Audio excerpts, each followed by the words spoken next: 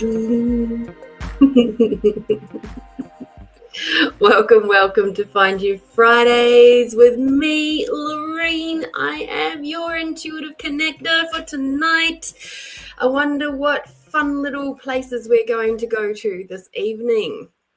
So we will just do some of this background stuff, get that all rocking and rolling. Apparently I need to find some bicycles.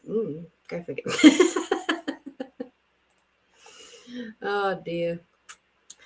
I hope you've all had a fabulous week and that it has treated you kindly, and that and if you've had a little bit of a rough moment or two, that you've managed to get through it without too many casualties. I know it can be really hard sometimes, can't it? To remember all the tools, even the simple ones, and get things feeling good again. But you know what? Without the challenges, we really can't appreciate. Hi, Melinda. Hi, Merit. Hi, Christine.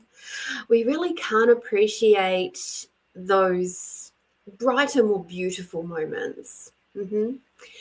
As wonderful humans who have been indoctrinated into the lovely, 3D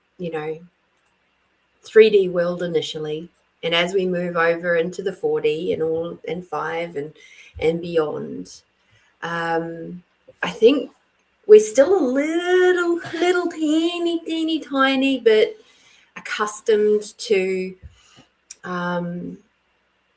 just the pendulum swings, the taking a little bit of the bad and some of the good, and having that dark and light and all that sort of stuff. So I get it, absolutely do. Oh my goodness, Facebook might just have to bear without me. No, it's okay. It's okay. We're there. Golly gosh. It always takes a little bit for good old Facebook to figure itself out.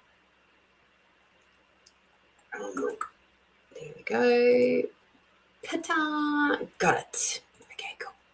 I'm back. Yay. It's like going, I didn't know how to do that. All right, cool. Let's get that out of the way. Fabulous. So, all righty. How have you all been spending the day? I'd love to know. How has your week been, honestly? My week has been tiring. After a couple of weeks of short weeks, I had 1 week with the upgrading / head cold, and the next week we had a public holiday, and so I've had 2 quite short weeks, and then we have this week. I worked all 4 days, and I'm just like, I was so peopled out by last night. I was just like, I am so done. So I basically spent the entire day today not talking at all. I don't know if I even laughed today, to be honest. I don't recall laughing, so I don't think I did. So that's all good. Sometimes we just need to give our voices a bit of a rest, Let's turn that down just a smudge because I'm sitting on top of it. Melinda says she worked all day today, just feeling a bit tired now, so may not stay for the whole show. It's lovely to have you here for as long as you can be, my darling. So we need to go wide and, or was it tall? I think it was tall and big. There we go. That's better. Okay.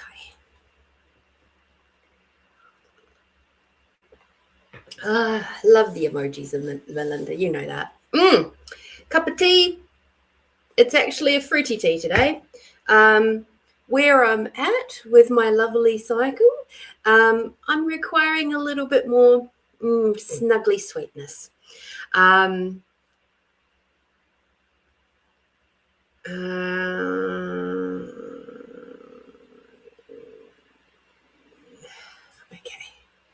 I'm just going to put a star on that one so we can come back to that a little bit later. All right.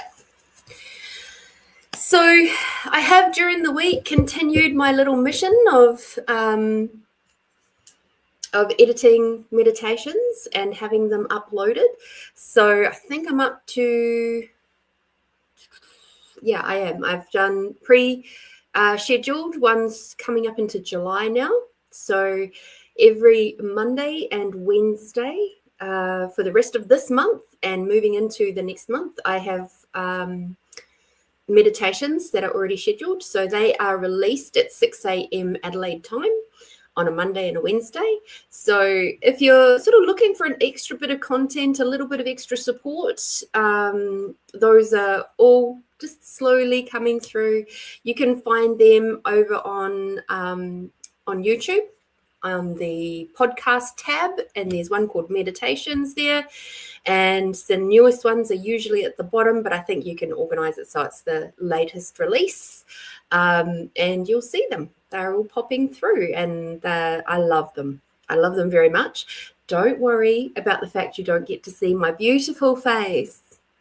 It's just my voice, because as you guys know, as you're watching and doing the meditations, you've generally got your eyes closed. So I didn't wish to have that as a distraction or anything else. So I just detach the audio, and you just get this nice sort of like dreamy background thing going on. But basically you just get to hear my voice and follow along and enjoy the magic and the contribution and the healings.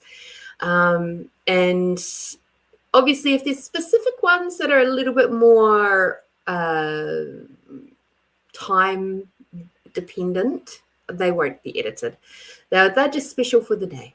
So Melinda says she has a celestial season sleepy time tea. Oh, I love that. I love that one. I haven't had it for a long time, actually. I'm on watermelon, strawberry, and mint. So, I wish this had the picture, the pretty picture. There's roses on this side of my cup. I really do. But this one also, I don't know if you guys, there you can. See, it's actually got roses on the inside here too. Isn't that just so pretty? But again, from this, if I'm looking at this side of the cup, I can't see it. So it's like you get to enjoy that for yourself. But the people around you don't get to see it. And I think that's sad, unless I drink left-handed. All right, let's have a look at our weekly card reading.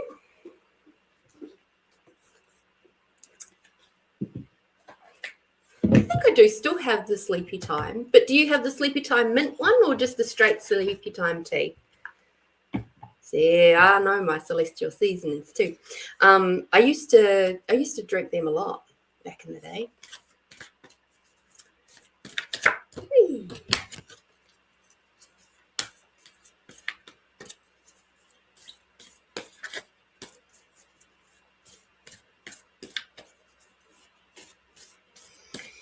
Okay, we've warmed up the cards. Yeah, where are we? The 19th today. Oh, looks like we've got a change in star sign. Oh, yay! I'm guessing that's the crabs.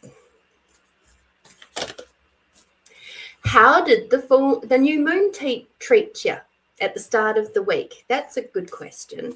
I always find my energy goes up massively around a new moon. I have lots and lots and lots of energy, and when I'm in my luteal phase, I think they call it, it can be a bit of an interesting conjunction of those two things. Because of course, when I'm coming up to my menstrual time, that's when the body kind of wishes to slow down a little bit. But then the new moon comes along and goes, no, you've got lots of energy now. So it's like, it's funny. The normal one. Oh, lovely.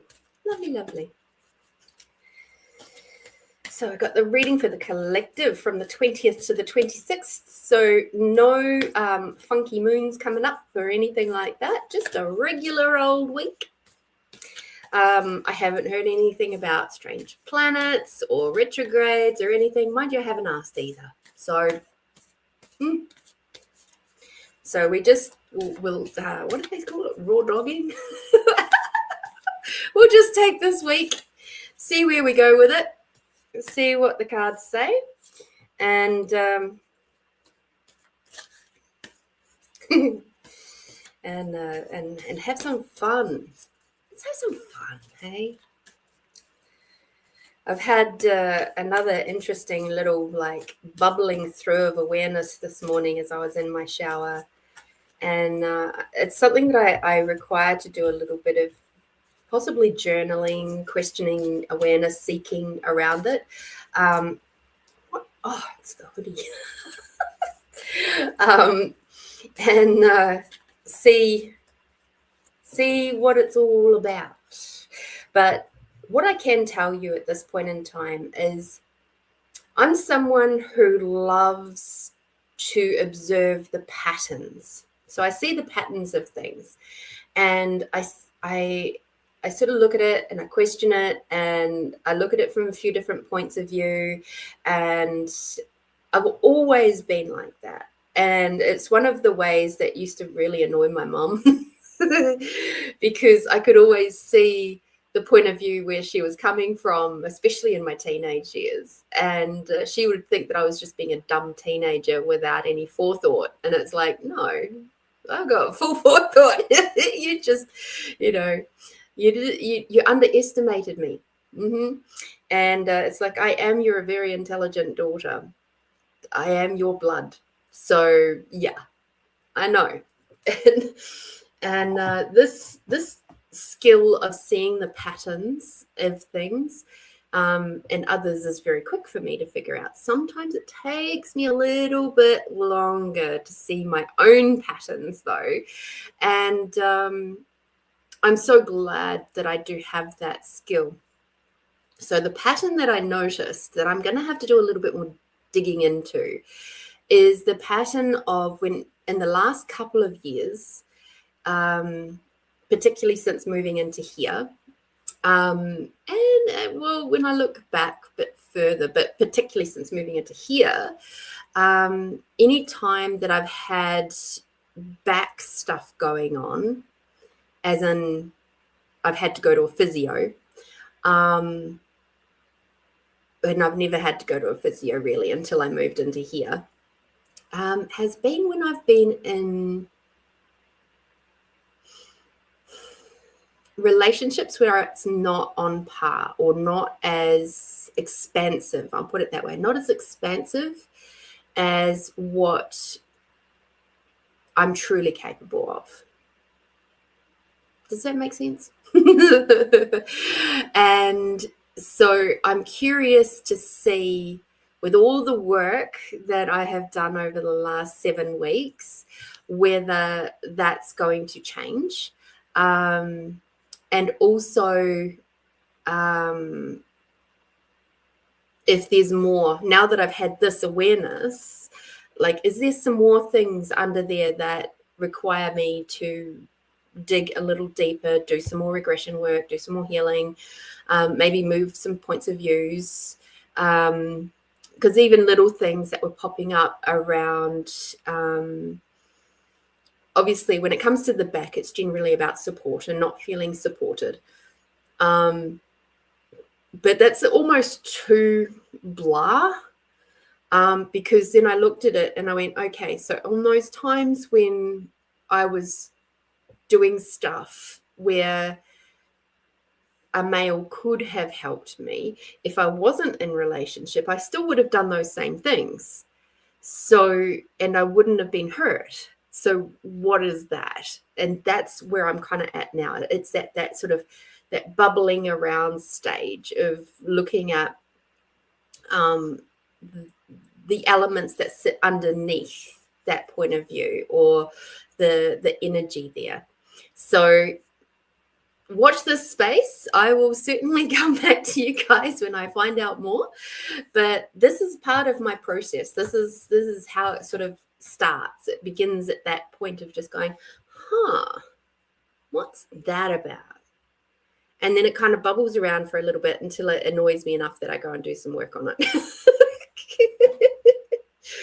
And because I'm not looking at getting into any kind of romantic relationship until after I come back from Canada, which is in August, I've got, as far as I'm concerned, plenty of time to figure this shit out. So I've got all of that plus basically the entire time of August. So 2 and what is it? 2 and just under half months. Hello, Catherine. And look, everyone can say hello to Catherine too. Yay. How cool is that? Because the little thingy on the screen there means that everyone can say hello to everyone, including if you're on YouTube, you can start interacting with the other people too. Isn't that so cool? So my YouTube people and my Facebook people can start talking to each other. I love that. I challenge you all to start doing so. All right. So the collective reading for this week to come from the 20th to the 26th of June, which means we are chucking along into this very, very quickly. Let me just read this one from Christine first. When I was single, yes, the lawn care and the maintenance of the home, I would hire a contractor. And since partner is procrastinating, I get these things done. He is still sitting, so time is money. Oh, yeah, my first husband.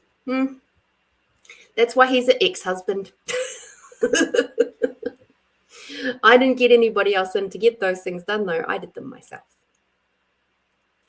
All right, so this weekly reading for the 20th to the 26th, we have the first card is Bronze, which is strengthen your body.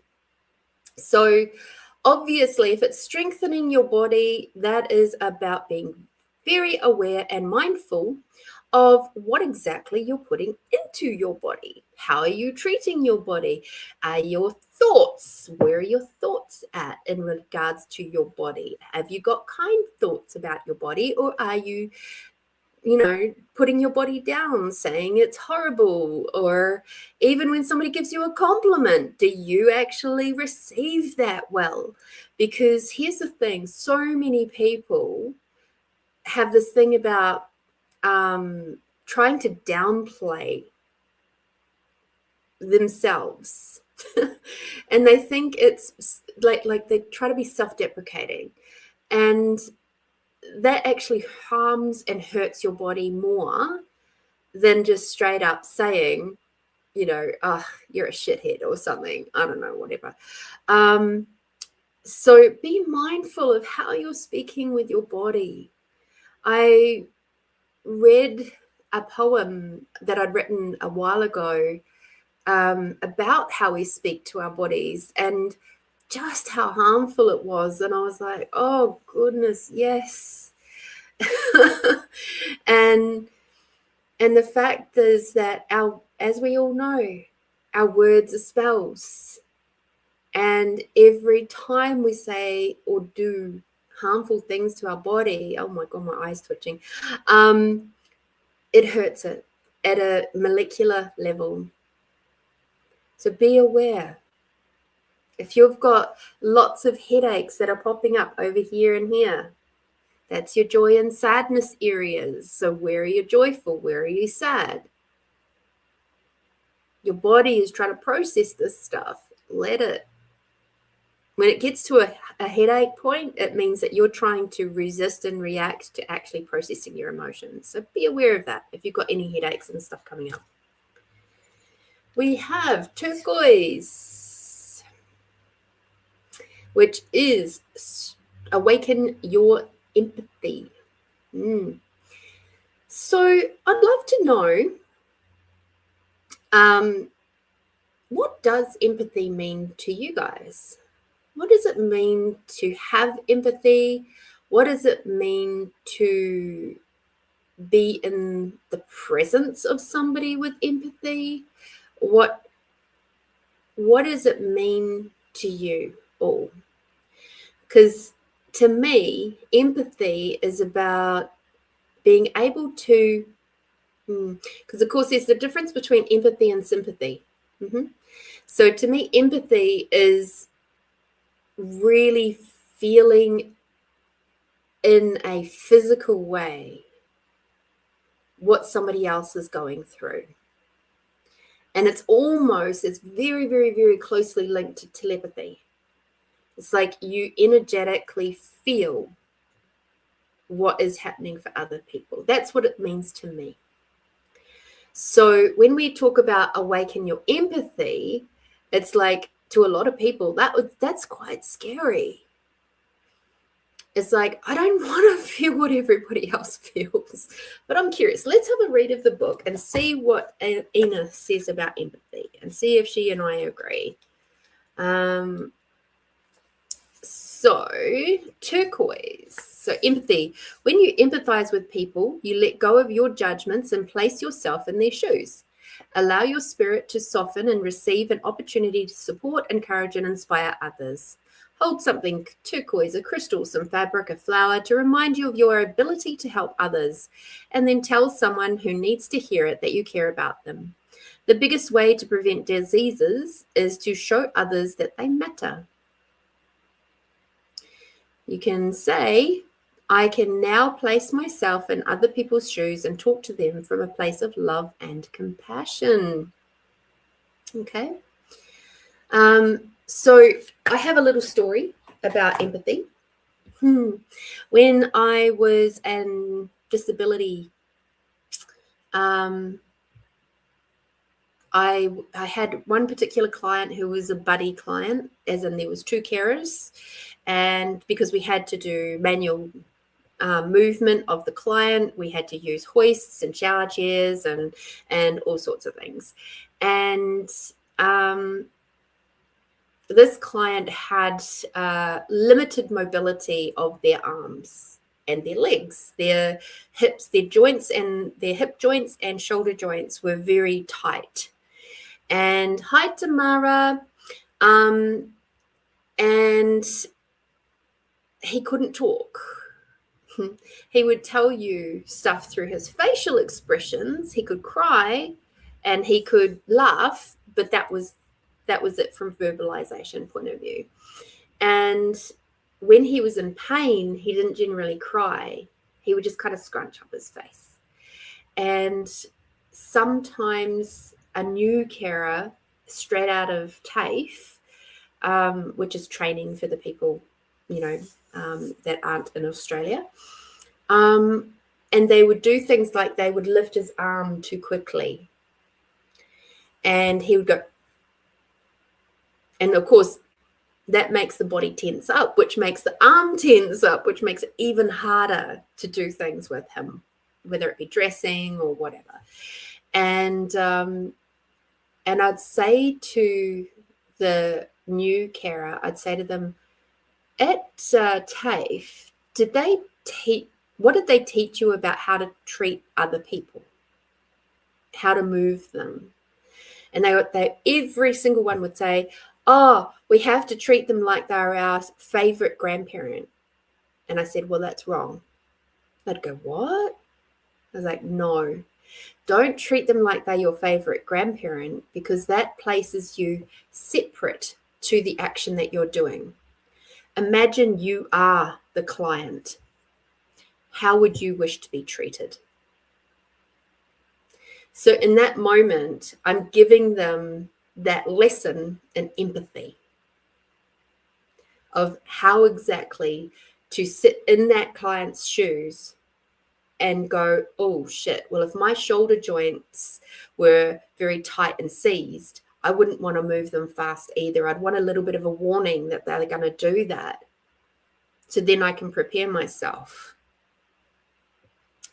So it's, and from that point onwards, those carers tended to become a lot more empathetic towards their clients, which made them better carers. So yay. There we go. So awaken your empathy. If you're struggling with someone in your life, try to, like a little bit like I did with my mum in my teenage years, put yourself in their shoes. And that'll do one of two things. Either it will make the other person, because when you soften, they'll either go, oh, what a relief, or they'll go and get suspicious of you, one way or the other. But it'll shake the energy up, right? And then something will change one way or the other. So it's good.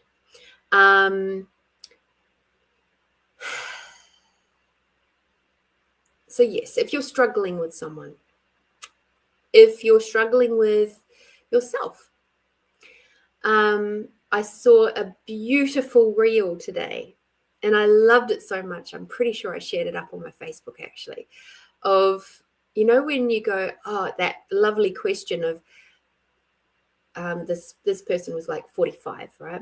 And they said, oh gosh, if only I had all the knowledge and stuff that I do now when I was 25, like how wonderful would it be? And how great would it be to be 25? And then another person asked, yes, but imagine if you were 90. How wonderful would it be as a 90-year-old to be 45?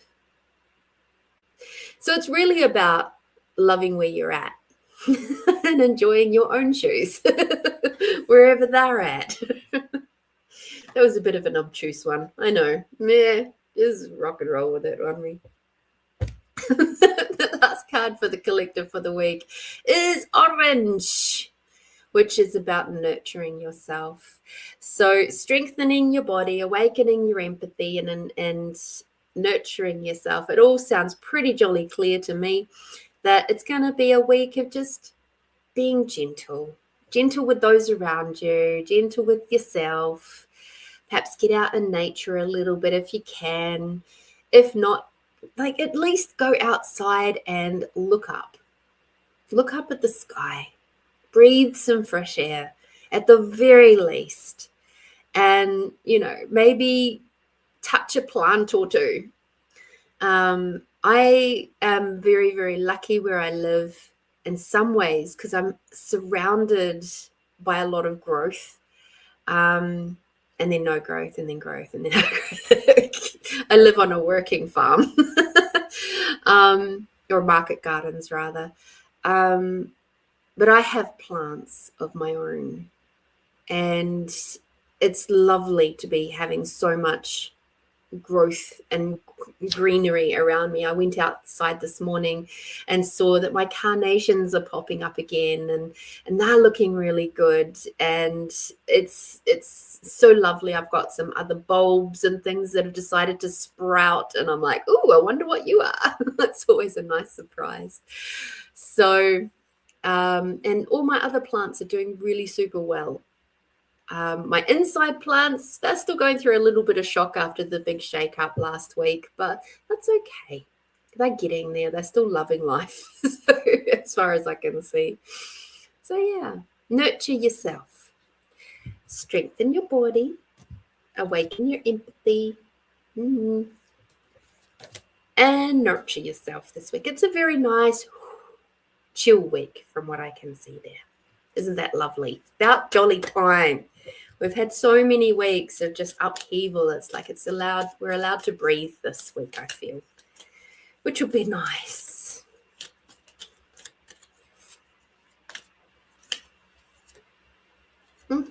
Open-hearted. That is our card for today, or for this week to come. Open-hearted. Keep your heart open. Interesting. Lots of orangey colours. Orange and yellow. belly colors. And in fact, when you look at it, we've got another belly right here. So pay attention to your belly this week. What does feel good? Let's see what Marit has to say. Empathy is a closeness to your child within and everyone else's. We come from an experience of a child and we never actually become or do want to become an adult, because what is an adult? That's a really good question.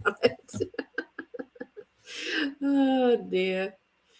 I think that's changed a lot. I think honestly the boomers had like just such a big grasp on what it was to be an adult, because they had to grow up so fast. And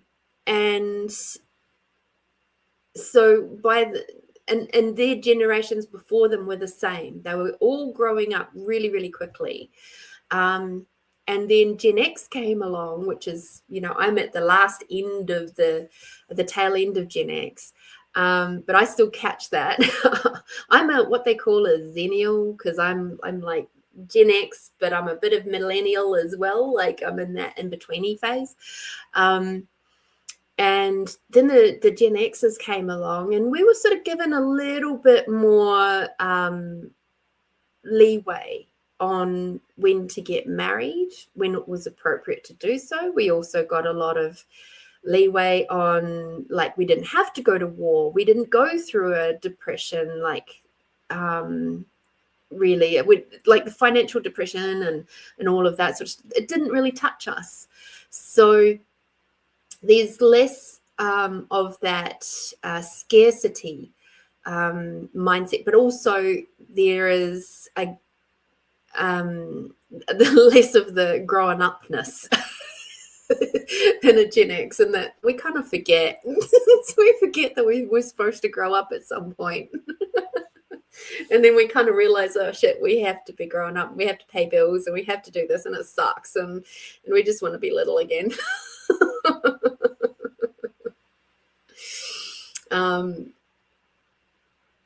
So yeah, it's a funny old thing, because, and then of course from where we sit to the millennials and onwards, I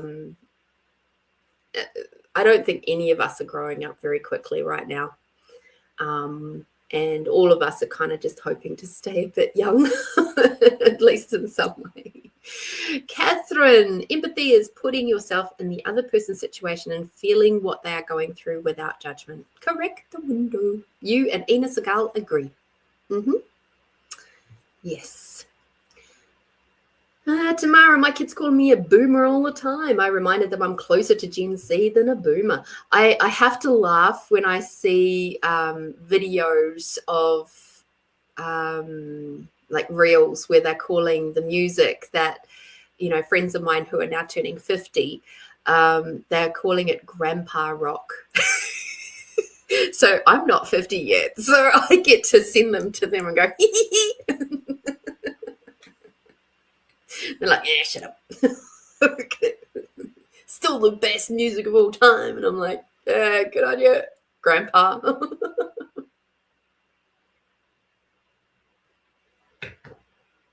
So yes,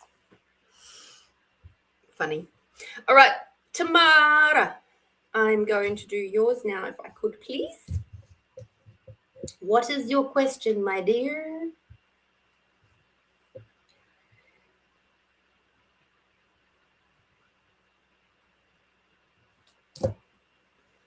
And Tamara, what's the weather like over your corner of the world?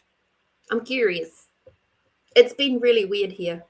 It's been raining most of the week. My work car, is an absolute bomb on the outside. It is covered in so much dirty rain. And because we, as you know, don't get clean rain down here. It's all dirty. And then on Thursday, I ended up parked under all these trees. So there's heaps of bird poop all over my car. And I'm like, oh, good thing I'm going to be cleaning it. But I was like, ugh, it looks terrible at the moment.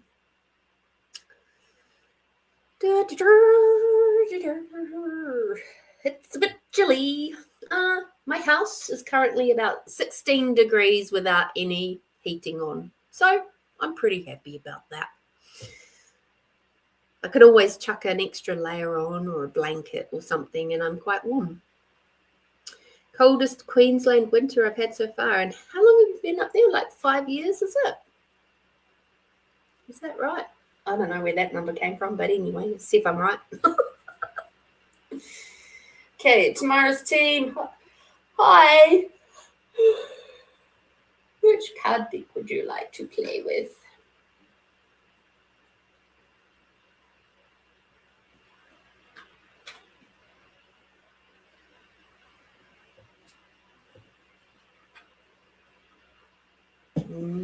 Okay, so there's one from there.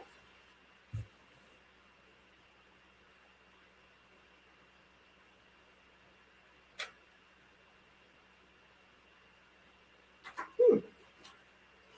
4 years in March. Okay, I wasn't too far off.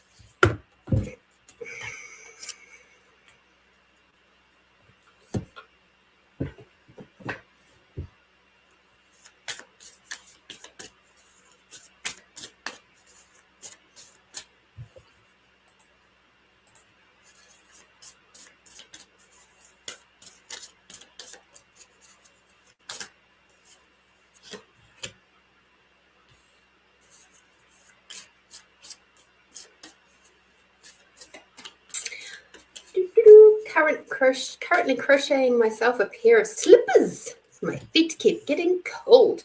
What I would highly recommend for a crocheting of slippers is that you get yourself, once you've done them, a foot, like the sole liner, kind of like a sheepskin. But if you don't want to do sheepskin, that's okay. Get something that's equivalent to that to place on the inside and calculate that into the depth. Because, and the reason why I say that is that the wool, the weave, if you like, of the wool actually is quite hard on the feet. And it can be kind of like spiky almost on your feet. You might enjoy the sensation. I don't love that so much. So it's like the waffling of the weave of the crochet can be a bit hard on the feet. So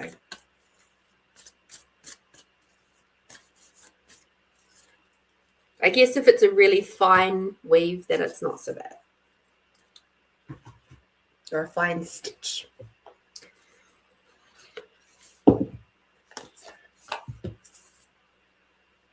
I did make myself a pair of crocheted slippers at one point. I can't remember whatever happened to them.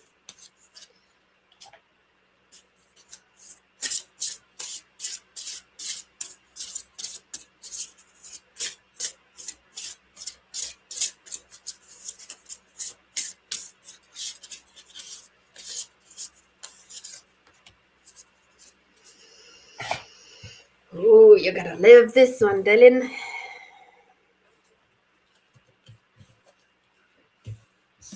What did you get?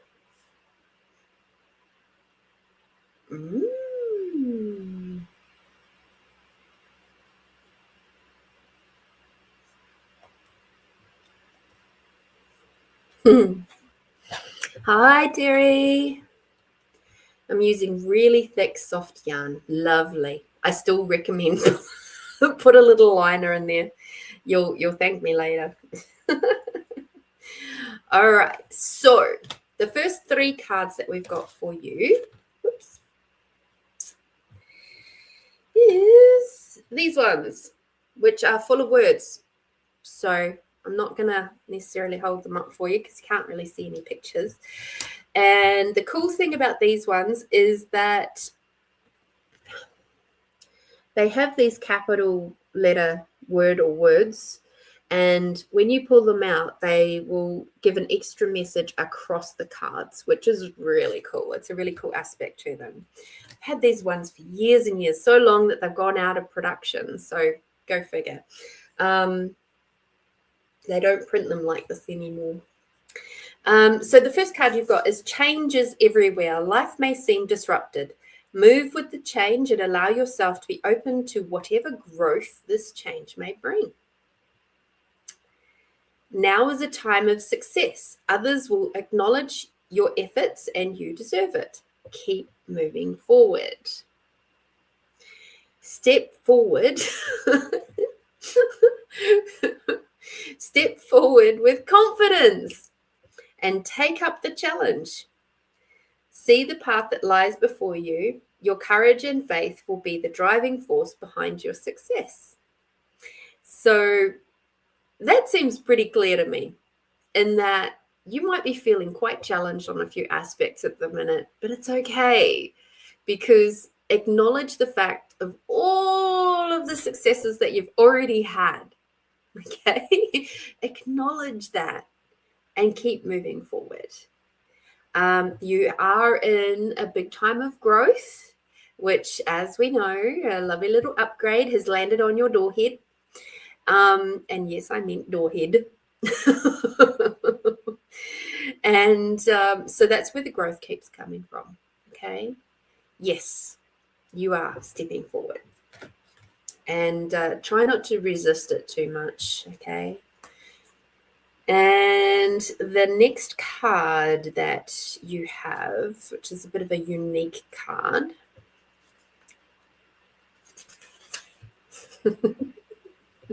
Yeah, sorehead. I said doorhead instead of doorstep. I don't know if you've seen this one yet. So it's the Deadly Apothecary Oracle. Very interesting card set. And the card that you have got, let's see if I can do this. All right. Is this one here, which is the Cuckoo Point, which is sovereign boundaries. That is so hard for me to read red writing. It always has been. All right. So the energy here, I'm not going to read the botanical name because I'm not into Latin at the moment. One day I might be. Energy is striking and restorative. The other names is Arium, Lords and Ladies, and Wake Robin. The traditional or medicinal uses of this is the dried root was mixed with honey and taken as a stimulant for those exhausted by sickness. The magical and historical uses, the metaphysical properties include the balancing of masculine and feminine energies and ensuring harmonious relationships. So I'm guessing that there's something in there for you to have a little look at. The poison, the Cuckoo Point, has no boundaries in personal relationships. In romantic relationships, they want so much to make their partners happy that they lose themselves in the union and often get burned. They have an access all hours vibe about them and tend to attract the takers. In friendships, the Cuckoo Point offers to help even though they are exhausted and are giving from an empty cup. They automatically say yes without thinking things through and always regret it when the time comes to honor that yes. The Cuckoo Point for the antidote is allowed to say no. Access to their precious energy should be treated like a golden ticket. They can practice setting some sovereign boundaries with others and learn not to overcommit their precious time. The next time they are asked to do a favor, they can pause and reflect on whether it will be good for them or not and answer accordingly. The restorative nature of the Cuckoo Point asks you to fill your own cup with delightful activities that make you happy and brighten your own light before you offer your valuable time and energy to others. Okay? So clearly you've been overextending yourself and it is time to rest. However, That time of rest is to help you step forward, because you are still in a time of growth at the moment, right? As we upgrade, it's a time of growth, and that uses a lot of energy.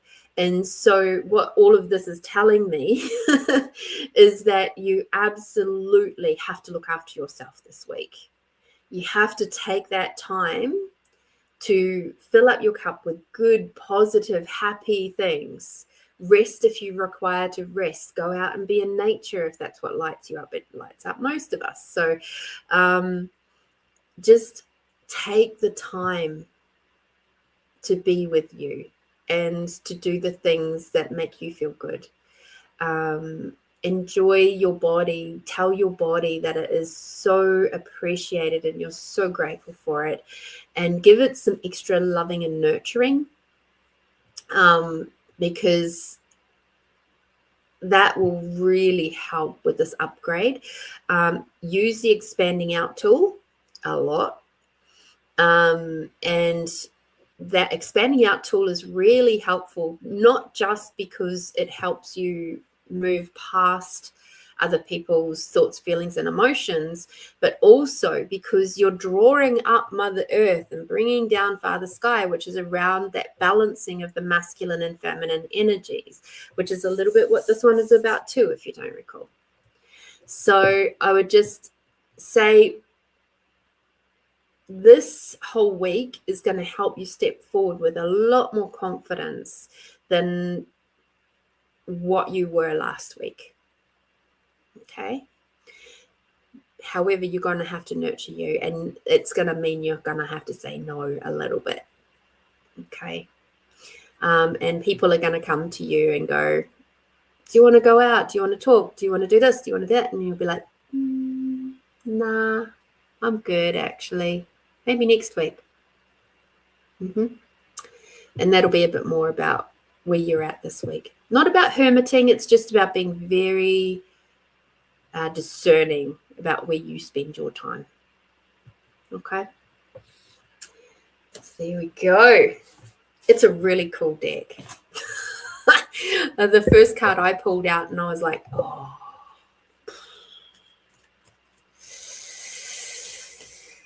Okay. And at that time it was perfectly timed. It was in between my last two regressions that I'd done, and I was like, oh, okay. Come back to your heart, my love. Okay, that is your yummy card. Your overall message is keep checking in with your heart, open that up, keep that space really light, and what is that? As I'm talking about this, my throat is closing up. So where are you not expressing your heart? Where are you not allowing your heart to speak? Because that's where it feels like it's clogging, right about there. When I ask you to open up your heart, it's like immediately it's like coming through. So what is that to you? Maybe there's some healing or some regression work or something that you require to do to help bring that and melt that away. Okay. Whew, that's fun. I enjoy that. Thank you so much, Tamara, for your continued support, and I'm so grateful for you being here. And it's a beautiful thing that that's happening for you right now, and please enjoy, and also take the time for yourself as you can. I know you have extra pressures at home, and that's challenging. That at the end of the day, you're doing a marvelous job, and just keep doing you. Okay. And remember, you are magical too. I have a past life regression penciled in, just need to feel a bit better first. That's fair. That's fair. Now, I have been listening to an incredible incredible book. And for all of my ladies and gents, but mostly my ladies here, I would highly, highly, highly recommend you listen to it. I'm only, I think, about halfway through it at the moment. However, it has spoken about old knowledge around healing, around the properties of honey, the properties of menstrual blood, around, not that that should put you off, but it's like, whoa, around the way society used to view different things. It's talking about Avalon. It's talking about, and it's a story, a book that is written along the same sort of feel rhythm, I guess, as Dolores Cannon stuff, but it's called A Hypnotist's Journey to Avalon. Okay. And it is by Sarah Briskman Cosme. I'll just type that up as quickly as I can. All right. So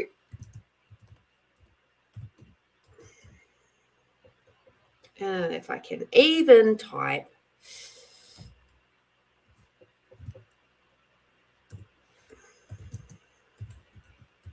I'm pretty sure that if you were to type that in to your Audible, you will be able to find the book. And there's stuff to do with fairies and a little bit of alien stuff in there. It just covers such a vast, wide array of aspects. And yeah, I'm about halfway through and I'm absolutely loving it. And one of the things it spoke about, not to, tell the end of the story because I haven't even got there yet. So talking about honey and how honey is always been deemed as a great healer. And it's also been a wonderful thing to help open and soothe the body. So it's like that warm hug that you would like to have. And I was just thinking, it's so funny when we think, I'm feeling unwell, I require a lemon and honey drink, right? Why? Why do we require a lemon and honey drink? And then I heard from my friend who is currently trying to kick the habit of smoking. And they messaged me, I think it was yesterday, saying how they've gotten into honey and water, just honey and water, hot water or warm water, and how they're absolutely loving it because it's totally kicking the sugar cravings. And I'm like, it absolutely does. It's amazing. So it's like the rawer, the better. The least processed, the better, obviously. But there we go, honey. Honey is the key at the minute. And I'm like, yeah, there's some other stuff in there. But if you read the book, you'll have to let me know or listen to it. It's been really, really good. The only thing that threw me is the fact that they've gotten a male person to do the audio, but it was a female author and it was a female QHHT practitioner who's done the things. So far all of the clients that she's had have been female. So it is a little bit strange in that regard, but you get over it. If you've listened to Audible and that sort of thing long enough, and especially a lot of Dolores Cannon's work, you get it. It's fine.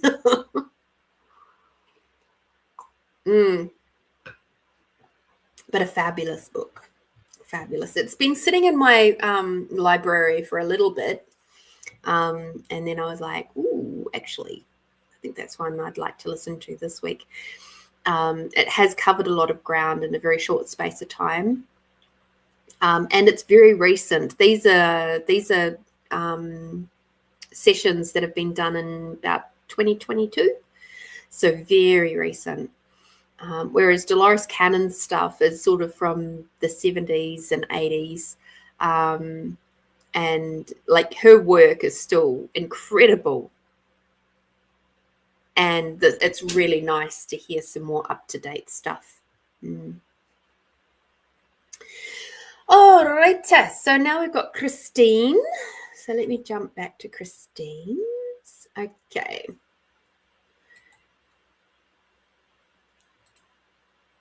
Oops.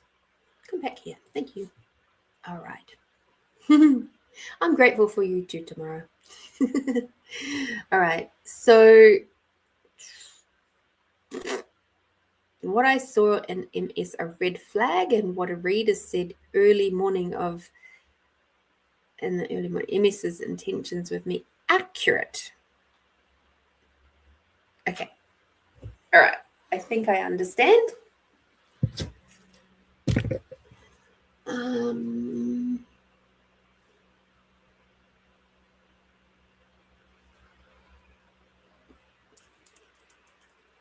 Rose quartz is coming to play.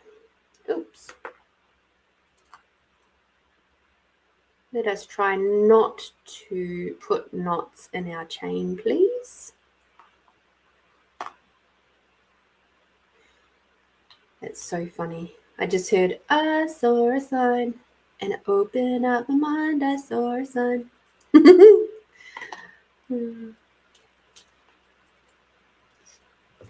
Gen X, baby. Ace of Base. All right. In case you didn't know.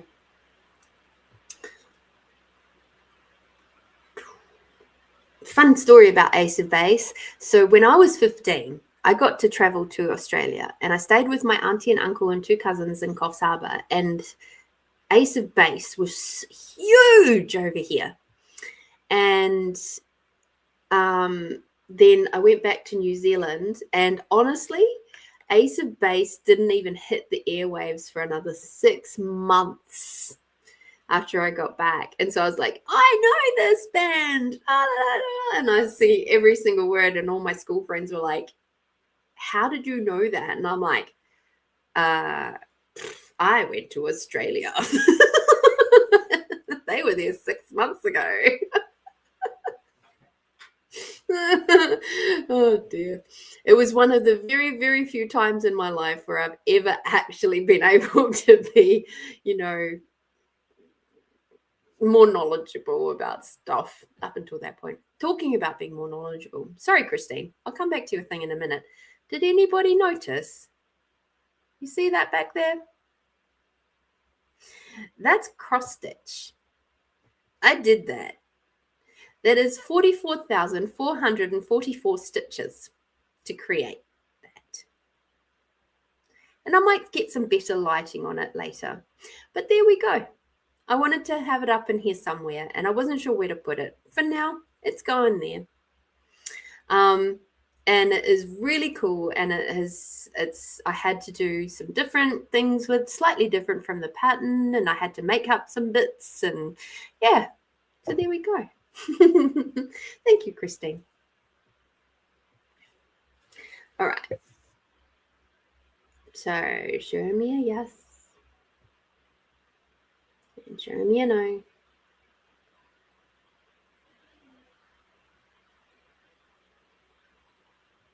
So truth is what Christine has seen with MS a red flag.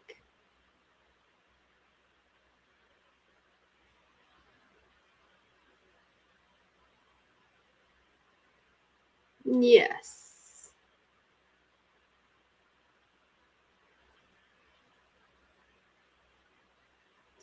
And what the reader said to Christine early morning, is that also accurate?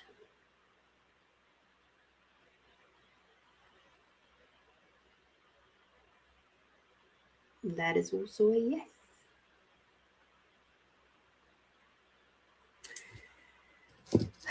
So I'm just going to pull a couple of cards for you, my dear. Let's see, because I can feel something's asking to come out. Which card deck is it for Christine, please?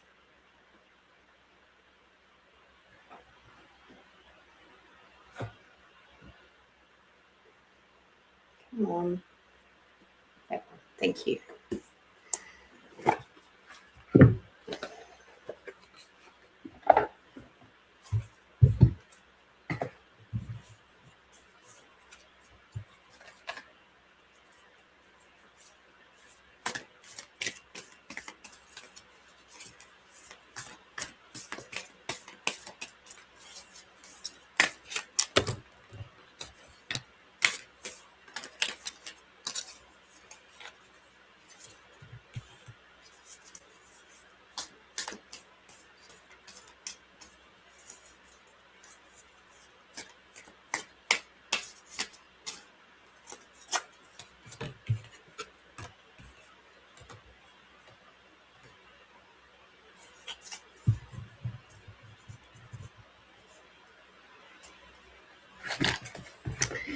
Okie dokie. So these cards are from the Psychic Tarot for the Heart. Okay.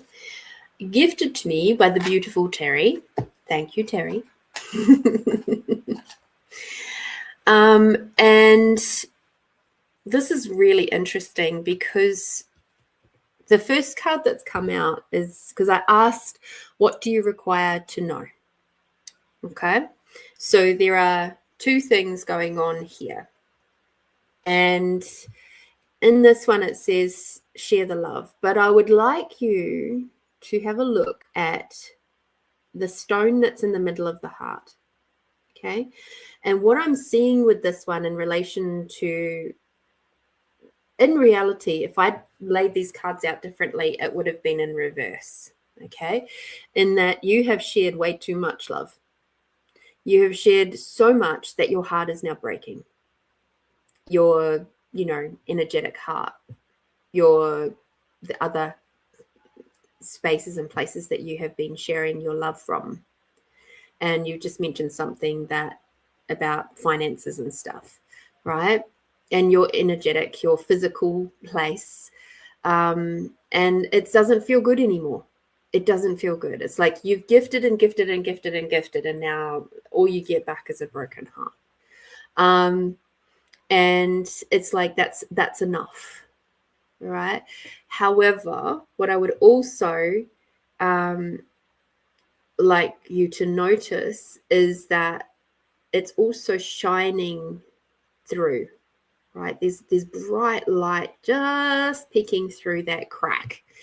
And this particular relationship is showing you areas where you are going to be broken open, and then you're going to be a whole different version of yourself afterwards. Okay. And that's the gift of these tough interactions with other people. Okay. So you have a most beautiful, loving, giving heart, and it's not a bad thing. Okay. It's just that you have to be way more discerning, and also to find out what it is. This particular interaction is creating a space where you can see where you're not giving yourself those same energies that you would like to receive. Okay. So it's like, where are you not nurturing you? And this is something I do for myself, right? Whenever I have these kinds of relationships where I feel something's a little bit off, or it's gone wonky or whatever, I look at it and I never put all the blame on the other person. I turn it around and I look at myself and go, okay, where have I chosen those same energies in my own life? Where am I disrespecting me? Is it something that I've done in this lifetime, or is it another lifetime altogether? Is it something that has followed me through from another lifetime that is not just unconsciously aware of it. It's in my subconscious back there somewhere. It's in my DNA. It's in my something that I'm not consciously aware of. So it's like I'm putting out these signals like like I've been talking about over the last few weeks.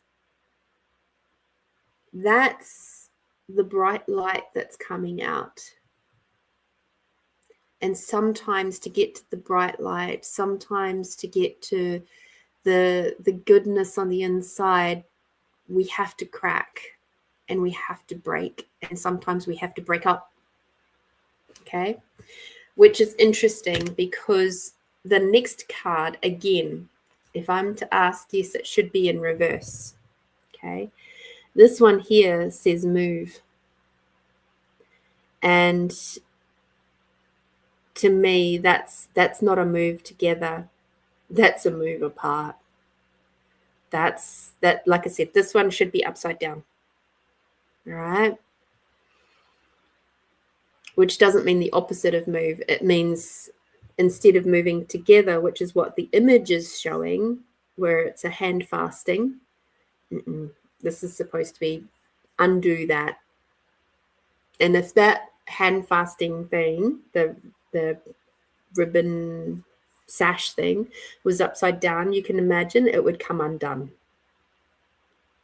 And that's what this is asking for. The heart would fall away, the hands would fall away, everything. That's why this card is meant to be upside down. So you've got to make some choices, love. And at the end of the day, it's not about what I say. It's not about what any other reader says or is aware of. It's about what you're aware of for you and what's going to create more for you. So I wish you all the luck with that one. Sometimes we've just got to pull on our big girl pants and our big girl boots and do what has to be done. And it's not easy. And sometimes we've got to get pretty bloody firm. So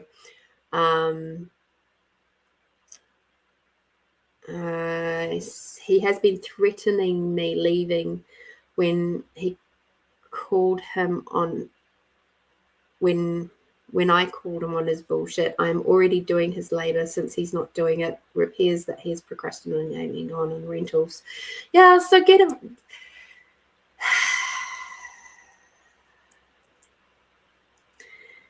At the end of the day, you do have rights. Okay? If you have asked him to leave and he refuses, you can call the cops. You're allowed to. And I know that, I think, was it you that was saying the other week that he's been like, you know, talking about, what do they call it? Unsubscribing from life. I shouldn't laugh at that, but it's a funny way of saying it. That's a threat, love. That's all it is. It's not a, he has no intention at all of following through on that one. He's just using it to control and manipulate you. So you can cord cut all you like, but at the end of the day, you actually have to physically get him out of there. Then you can do the energetic work to get him out of your system. But until you get him out of your physical space, the cord cutting won't work. You can energetically create a space around you where it feels really uncomfortable for him, but until he but that's just a long game. That's a really long game. So yeah.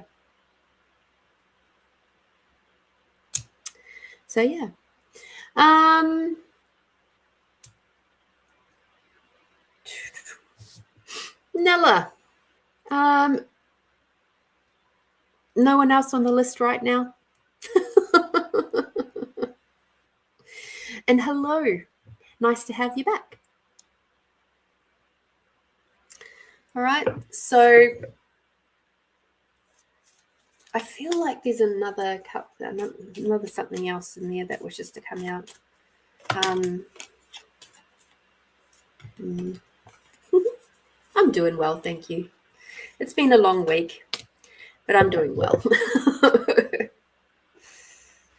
I have to, questions are via PayPal. No, the questions are here. Just the donations are via PayPal.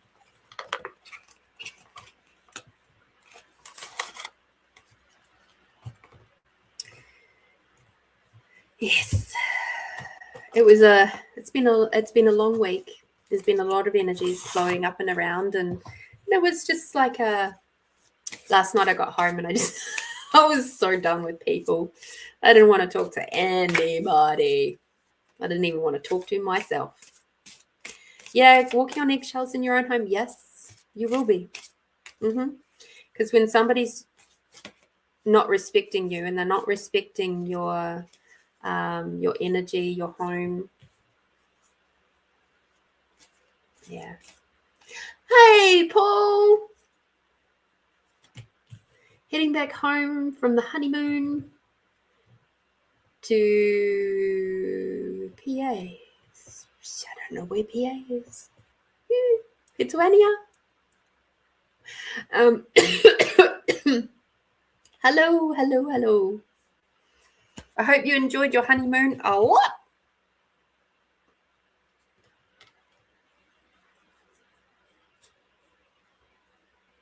Oh, yes. So, I just asked for a couple more cards. And we got this one, which is the Six of Swords. And this is the one where it's like, it might feel like there's so much emotions going on. It's all very, very choppy stuff. And you might feel like he's rowing your boat. And you might feel like you're stuck. And you might feel like you're being metaphorically sliced in a million different ways. And you don't really see the way out. But at the end of the day, the lovely thing is that if you were this character here, right, you have all of these weapons in front of you. You've got all of these tools right here, right? All he's got is one dumb long stick. That's it. And he's standing up. You're sitting down. So all you have to do is push him off the boat. And you've got all the weapons. So you've got the weapons, you've got the knowledge, you've got the tools, you've got the fucking money. You've got the knowledge, you've got the wherewithal. You are way, way, way more powerful in this situation than you think you are. Okay? So stop making yourself out to be something that you're not. You're not pathetic. You are not without power. You are powerful, and you're powerful in this situation, and it's up to you to do something about it. No one else can do it for you. You can't do it through. This is something that you physically have to change. Okay?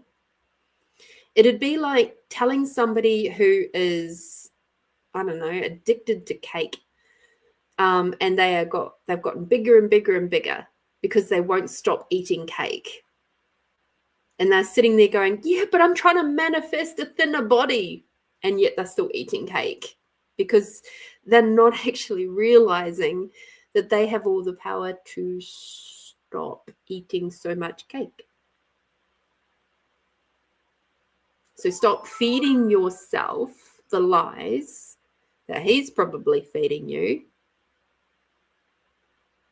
You can do this. You can live in this home by yourself. You can run these businesses and deal with all your dad shit along with your uncle's help and be happy. Just imagine if you didn't have all of that stress at home causing you to have high levels of cortisol, how much more easy it would be to function with your body. Amazing. How much easier it would be if you haven't got all that cortisol running through your system to deal with all your dad shit. Fantastic. To deal with contractors and all that sort of stuff. Amazing. You have to have a safe place to come home to. Okay. Bye, Paul. Have a good one. Okay.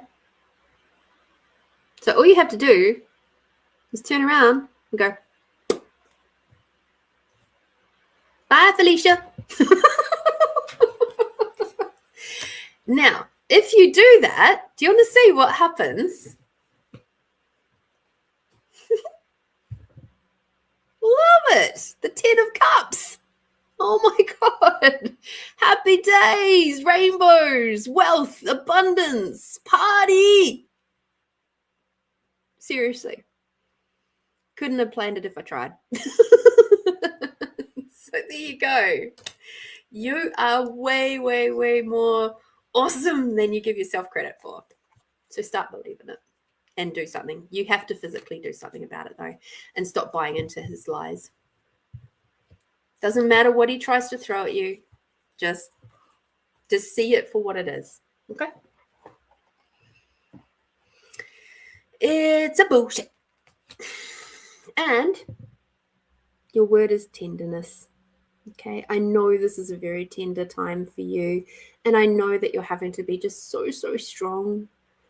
And you're having to try and, keep everything buttoned up for now. I totally get it. Underneath all of that, your tender heart is certainly wishing to have some love. So find some small moments where you can be gentle with yourself. Okay?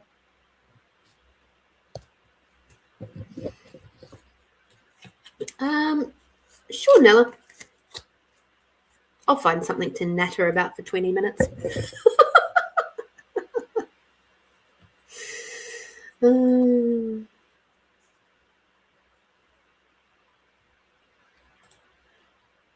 Alrighty.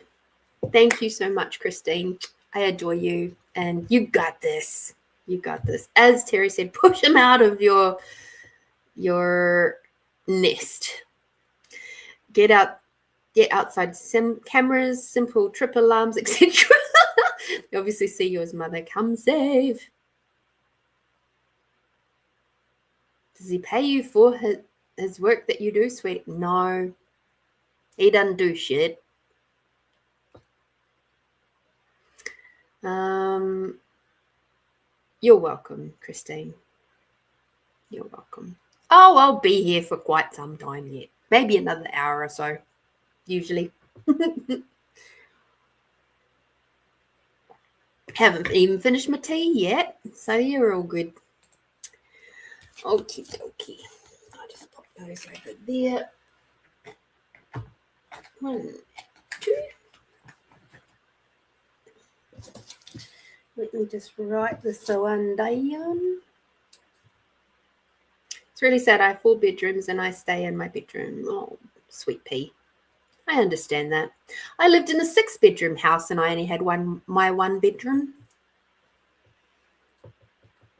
at one point.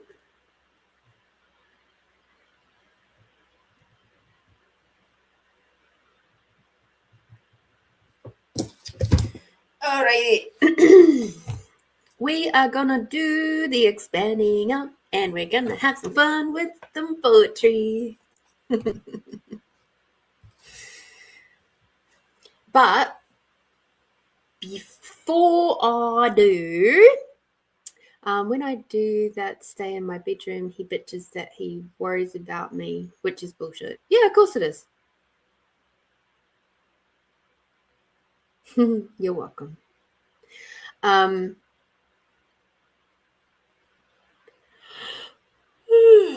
You got this, girl. Like, seriously, you're a freaking goddess. And he's a pathetic baby who requires to go somewhere else. So go let him be someone else's problem. Okay? He's been disrespecting you for years.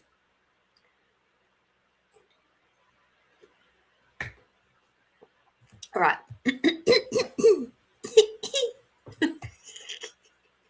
All right. Let us do the expanding out. All right. So, for those of you who know, when I pull out my special little poetry book, my baby, it means that this is a chance for you and I and your team to work together. So my special poetry book is an intuitive poetry book. I did not design it that way. It designed itself, and I discovered it after it was published that that's what it was doing. I absolutely, and if I didn't believe it before then, I did absolutely believe it afterwards, that this book and all of our creations are sentient beings. They have consciousness, and it doesn't, being a sentient being doesn't necessarily mean that they move themselves. It's that they have consciousness, they can talk with you, they can, like, if you imagine everything in your house has awareness, and it can tell you if it likes being where it is. If something in your house doesn't like where it is, it will fall off, it will fall over, it will move, it will slump. And that's not just gravity. More often than not, it's because it's not happy where it is. Okay? So if something in your house keeps moving, ask it, where would it like to go? And let it show you. Let it show you. Anyway, that's a whole other thing.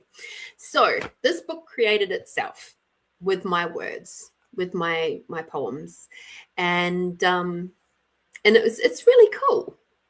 I'm quite proud of it, to be fair. And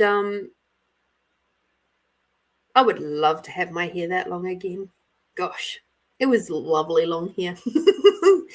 And then I went natural, and I've kept it reasonably short ever since. Yeah, it is what it is. Okay, so when we expand out, and we expand out our awareness, and we expand out our allowance beyond our awareness, what we're doing is we're allowing ourselves to tap into our intuition. And you can tap into your intuition just as much as I can. We can all do this because we've all been created from starseeds. You might have come from a different starseed generation to me, and that's totally cool. But we're all part of this consciousness. We're all part of the collective. So we all have these abilities. Okay. So that's why we do the expanding out, so that then we can all just be nice and actually where our consciousness is meant to be, our awareness and everything. And then we can tap into what is meaningful to us. So today I'm going to ask you, do you have a specific question that you would like an answer to? That is relevant for maybe the next week or so. So I am going to ask you to pop it into the chat. All right.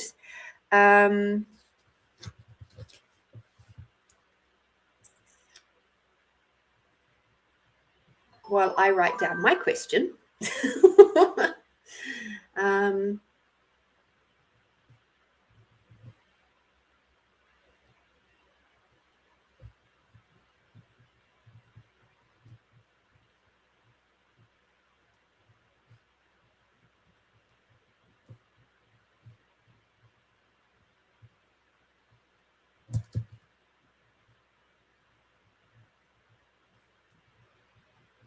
my question's really long.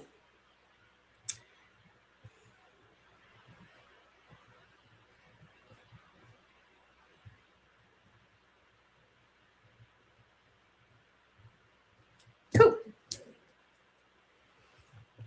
So my question is, what do I require to know about the connection between my back and my relationships? There we go. I think that was a sentence that I didn't quite finish earlier, is in that discovery process of thinking about, well, even like when I haven't been in relationships and done a lot of physical work or whatever, like the amount of work I do is no different. But why is it that when I'm in relationships, when I do that exact same work, that my back suddenly goes, like there's an issue with my back in the last couple of years? What is that about? You know, so that's why I'm like, okay, cool. Good to have seen that pattern now. And now I'm curious to know more. Because if it was a case of I try to do more when I'm in relationship, that would make sense. But no, it's not anymore. It's just things flare up. And I'm like,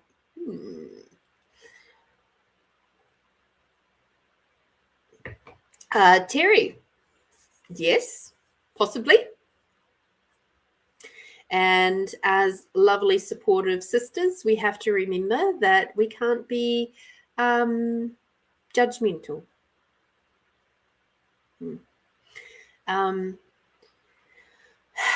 One of the hardest things of being in relationships with people who are of that persuasion,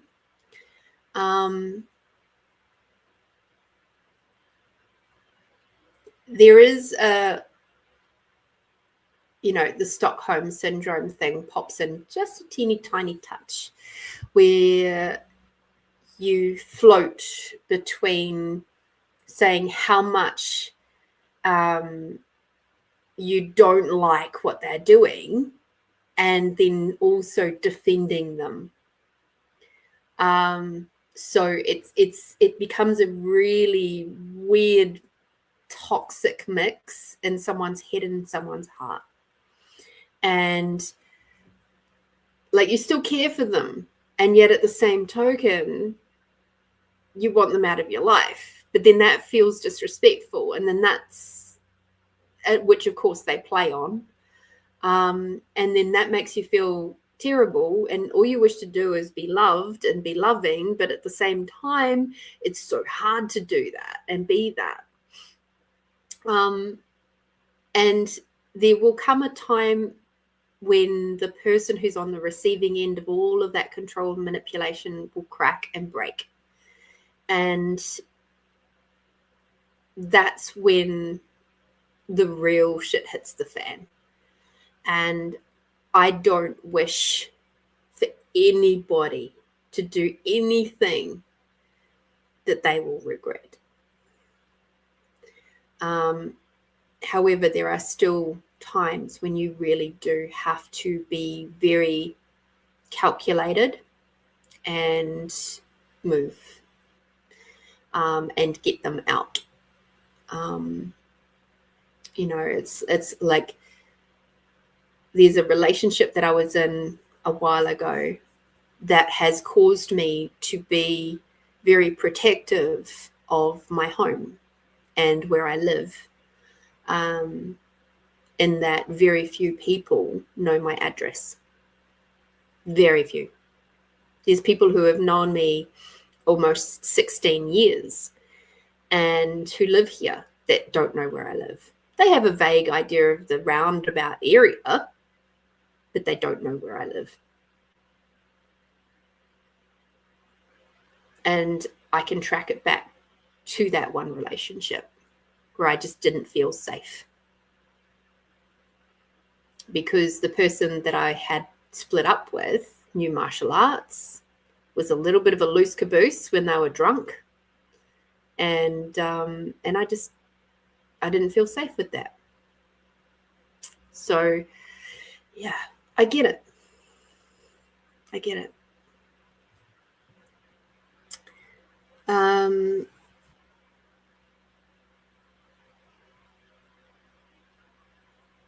Makes me look very uneasy and concerned since my background had neuroscience. Yes, Stilling.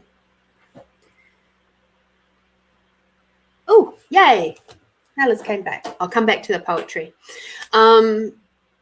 So, Christine, something you have to understand is that when your body is running on fight, flight, freeze, and fawn, your cortisol and adrenaline is running really, really, really fucking high. And as a result, your creative brain cannot function very well. And even your logic brain doesn't work overly well because you're then pushed back into your animal brain. Okay. So you're in survival mode. You're in just trying to make sure that you don't fucking die.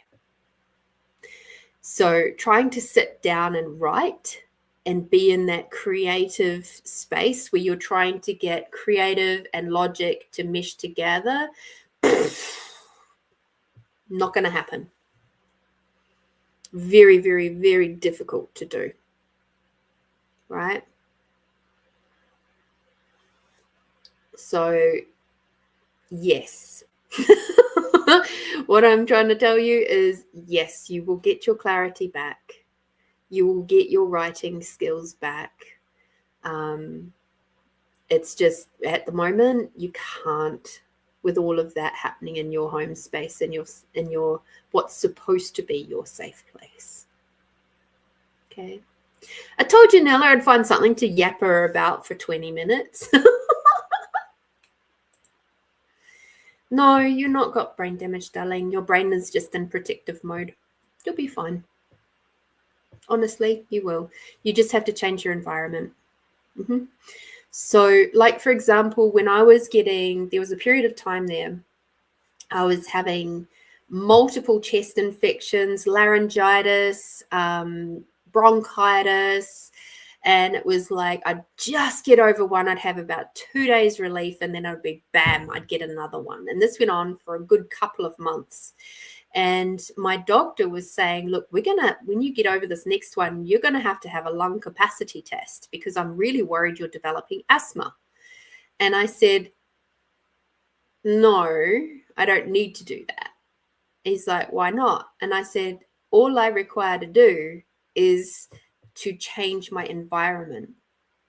He's like, what do you mean? And I said, I have to get out of the house where I'm living with a smoker who chain smokes just about 24/7. The only time he doesn't chain smoke is when he's asleep. And he doesn't sleep 8 hours at a time. He sleeps 4 hours and then he wakes up with night terrors and then gets up and smokes again. So no, I don't need to have a lung capacity test and have an asthma assessment. I require to change my environment. And what do you know? When I changed my environment, I stopped getting chest infections and lung infections and having bronchitis and laryngitis and all this stuff. Shock, horror. Change your environment. Okay. So there we go. Yeah, good. Mother got message from tenant that he will left at, but 2 days before he said he will stay long. So wonder, will he change his mind and stay or what?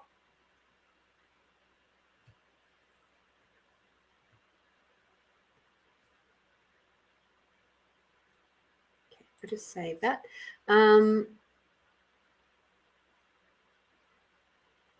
Okay, Nella, can you maybe make your question just a little bit more concise for me, please? That would be awesome.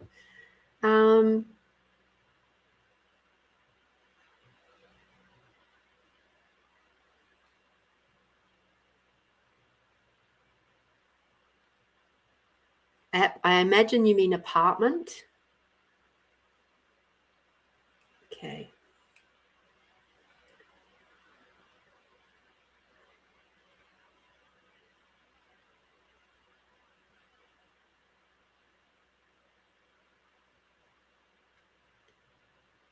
Okay, thank you. I appreciate that.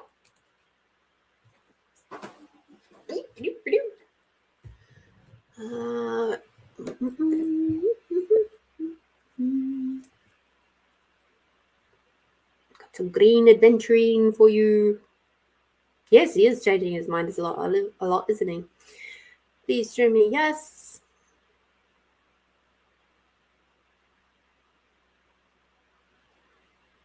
Show me no.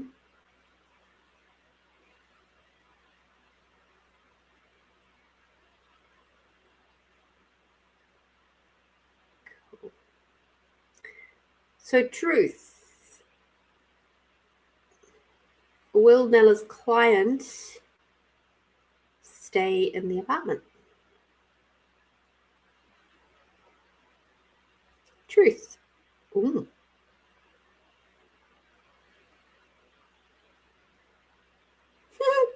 I don't think he knows.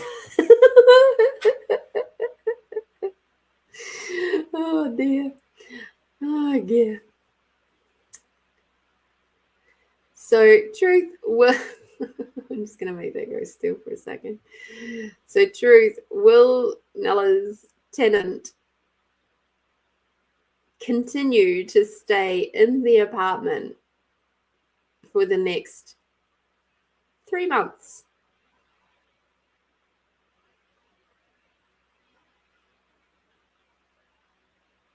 Truth, will he stay in the apartment for the next 6 months?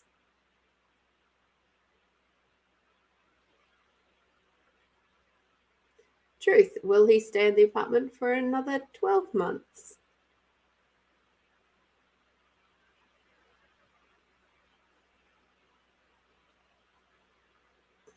Okay, so it looks like he's got about 6 months. At 12 months, he's going to start wobbling again. So it's like,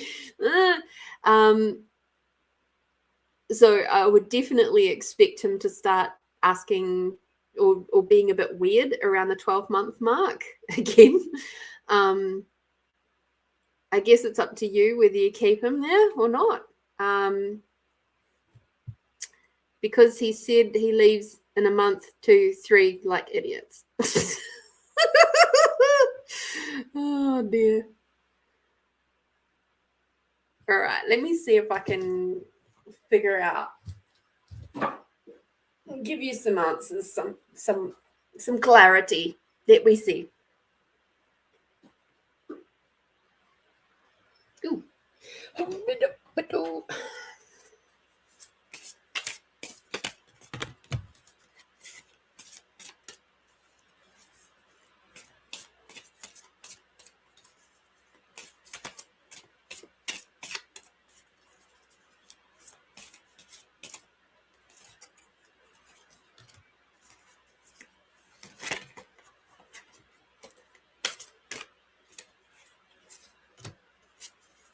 Oh, of course, your mama's stressed about that.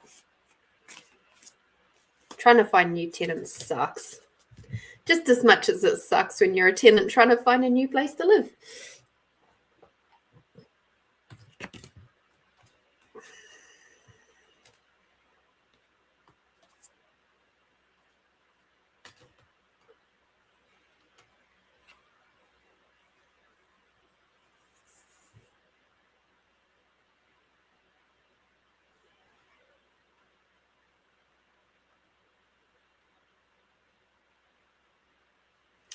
Okay.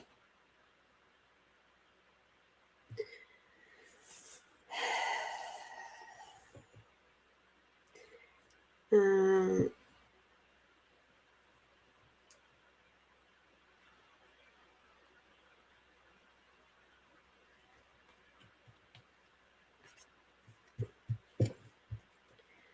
so we gave him this apartment because he was in need. So he put us in a bad situation? All right. So what I'm seeing here, there's 3 cards that have come out, right? So you've got this here, which is the 4 of Cups, all right? So basically, the cups is all about emotions and stuff, right? And he's sitting there under the tree being a bit of a sulky bum. And even though you guys, you and your mum, have sort of stepped up and you're helping him out, he's kind of emotionally not in a good space. And he's kind of being a bit, dare I say it, or has in the past, been a little bit more of standoffish. And it's kind of like, well, thanks, but I'm fine. You know, it's a bit of a strange one in that he's not necessarily seeing the gift that's before him. And so he's being a bit erratic. So it's an interesting situation there. It is an interesting one. The next one that came out, and it is actually upside down, is the King of Wands. So the King of Wands, or Wands, is all about spiritual growth. And at the moment, he thinks that he's got all of his shit sorted, but he really doesn't. And he's a bit too much in his head, and he's not really able to see where he's fucking up. And so again, because he's all in his head, his feet aren't grounded. Yeah. So that means his growth is being stifled somewhat by his own arrogance. And as such, he's going to find himself in a little bit of a tricky situation if he doesn't be careful. Now, the next card that comes out is the, 5, 6, 7, 8 of Wands. And this is, again, it's about growth, obviously, spiritual growth. We know that. That's a Wands card. However, this is about climbing the ladder. This is about facing a challenge. And just double checking.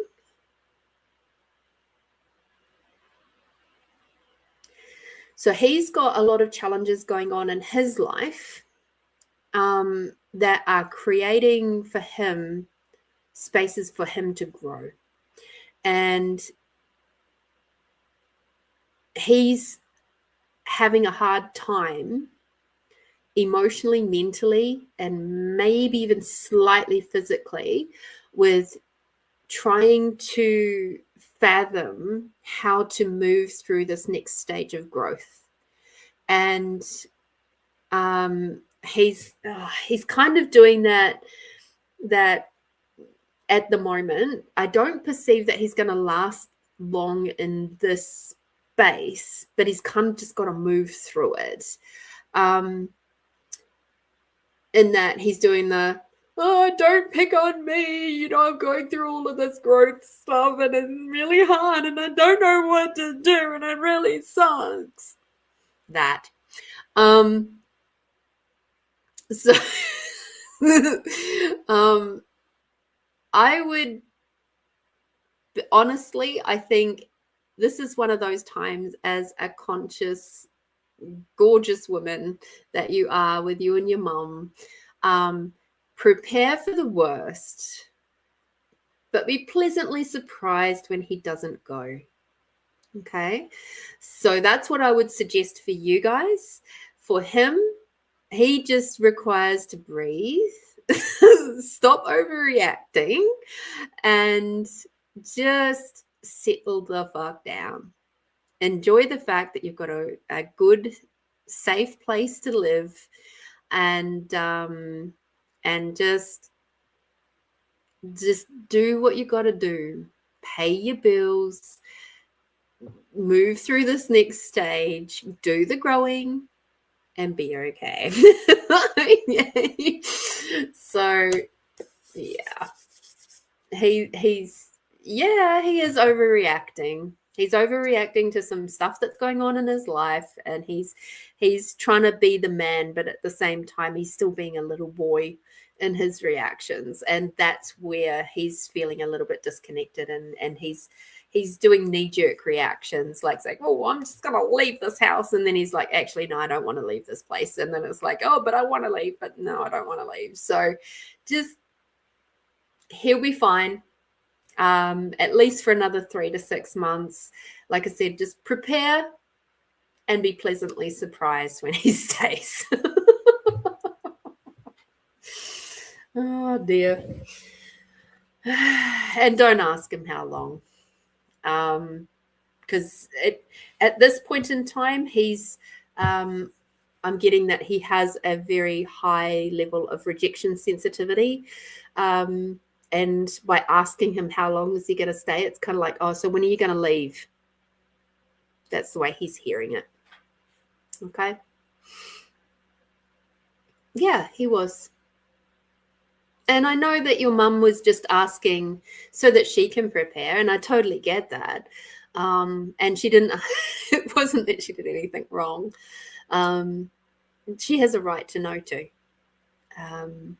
So yeah, I would just say, yeah, he's still he's a little man child, a little bit, and he's working on himself. But at the same time, he's he's very lucky. He's got you too.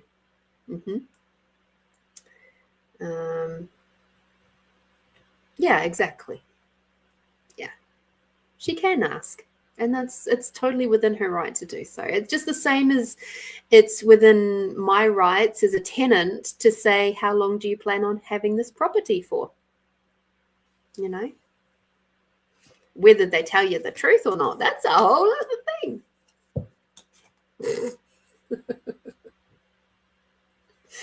So, yes. I do believe that he has some rejection sensitivity stuff going on there, though. Forgiveness is your yummy card. So all the stress and the strain that he's just put you two through, just forgive him, because you don't have to forget, but you can forgive him for the stress, okay? And just come from that place of compassion and knowing that no, he's still growing. It's like, yeah, okay. And how wonderful is it that, you know, your mum as the owner has a property? How wonderful is that? Super cool. All right. We'll come back to that one. Now, appreciate your question. Hope you have success with all of that. All right, Catherine.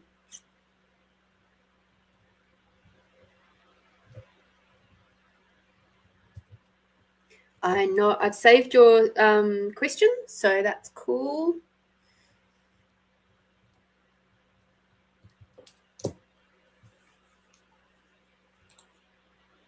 Okay.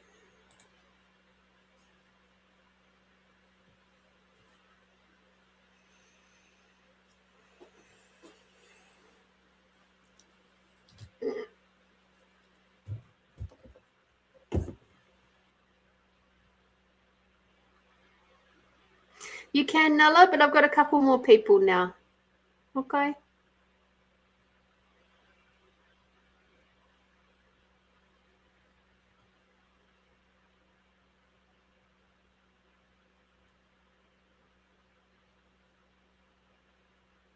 But you had a job interview today, so that's good news. Just trust in yourself, love. You'll get there. Alrighty. No carnelian for you.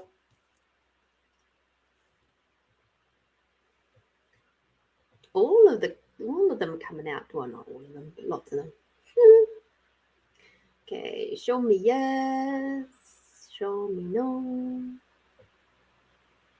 Thank you. Truth. Catherine would like to know if the symptoms she is currently experiencing are viral.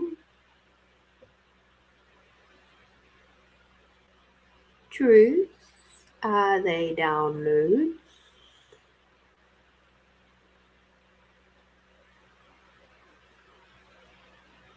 Truth, are they upgrades?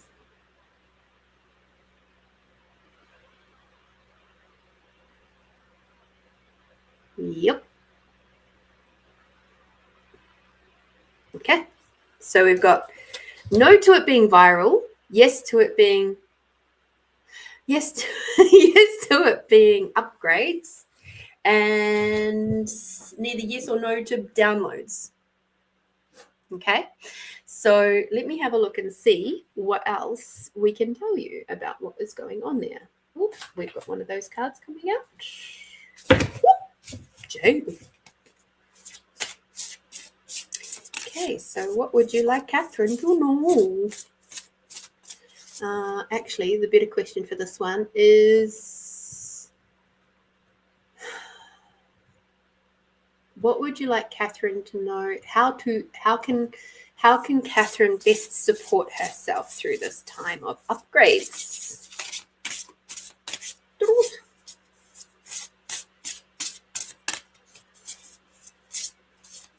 Okay. Oh.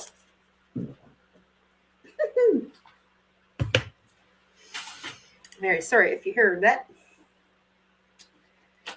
Okay.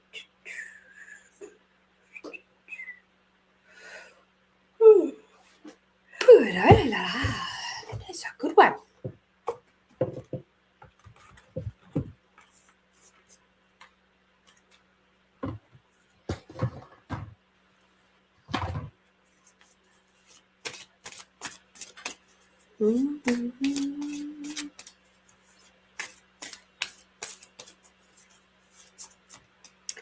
Truth, what else does Catherine require to know to help her through this grade?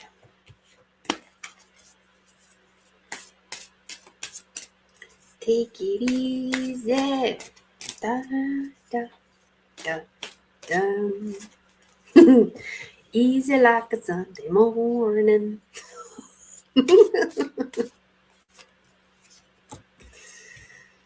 It was funny. I woke up this morning and I was like, no, I wanted to sleep in.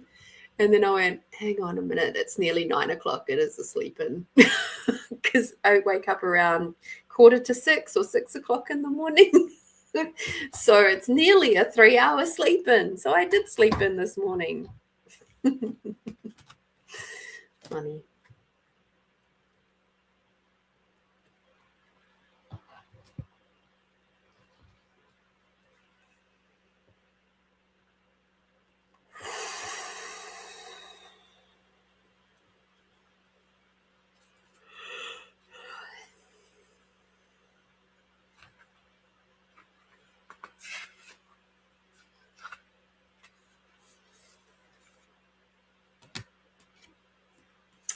Okay, Catherine, I hope you're listening. All right. So the first card that came out is from the mystical healing from Ina Sagal. We love Ina. All right. And it is listen to your guardian angel. So obviously that includes your team. All right. So you are being guided in a new direction. So there we go. Straight up, it's telling you that you're upgrading, right? You're going in a new direction. You're never alone. Your guardian angel and team are always there for you, protecting you from harm and guiding you by creating images within your soul. Now, one thing I would like to add to that is that what if your guardian angel, your main guardian angel, is actually you, your higher self, and maybe even your oversoul? Just putting that out there for a minute. Your angel knows the best path for you to follow and is trying to guide you in a new direction. This path might be different to what you envisaged. But if you are willing to trust, you will be gifted access to a diverse world of possibilities, which will lead you towards the most beneficial experiences for you and others. Your guardian angel is trying to help you to become more kind to yourself and others. It asks you to spend more time in meditation and prayer, focusing on understanding more about your higher nature, in particular, what is eternal and truly meaning for you and the world, as opposed to what is transient. Okay?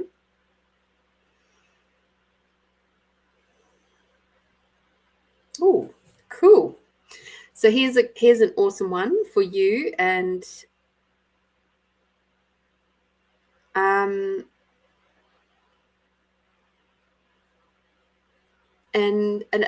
cool tool for those of us who are listening who might like to try this too. It's time to listen to your angel, or maybe it's your higher self. Just saying. Spend more time in the quiet of nature, thinking about the bigger picture. No matter what things look like now, you have the power to change yourself and your reality. Your angel will give you insight into the direction you require to follow. Every night before falling asleep, ask your angel to give you a sign, a symbol via a dream or a vision of what you require to do next. This could be anything from creating healthy boundaries, changing your career direction, or healing your health issues. Okay? So how cool is that? You can go to sleep asking your angels or your team or your higher self. Hey, dude, up there, wherever you are, around me. Help a sister out. Hi, Melissa. Lovely to see you. See you in the chat.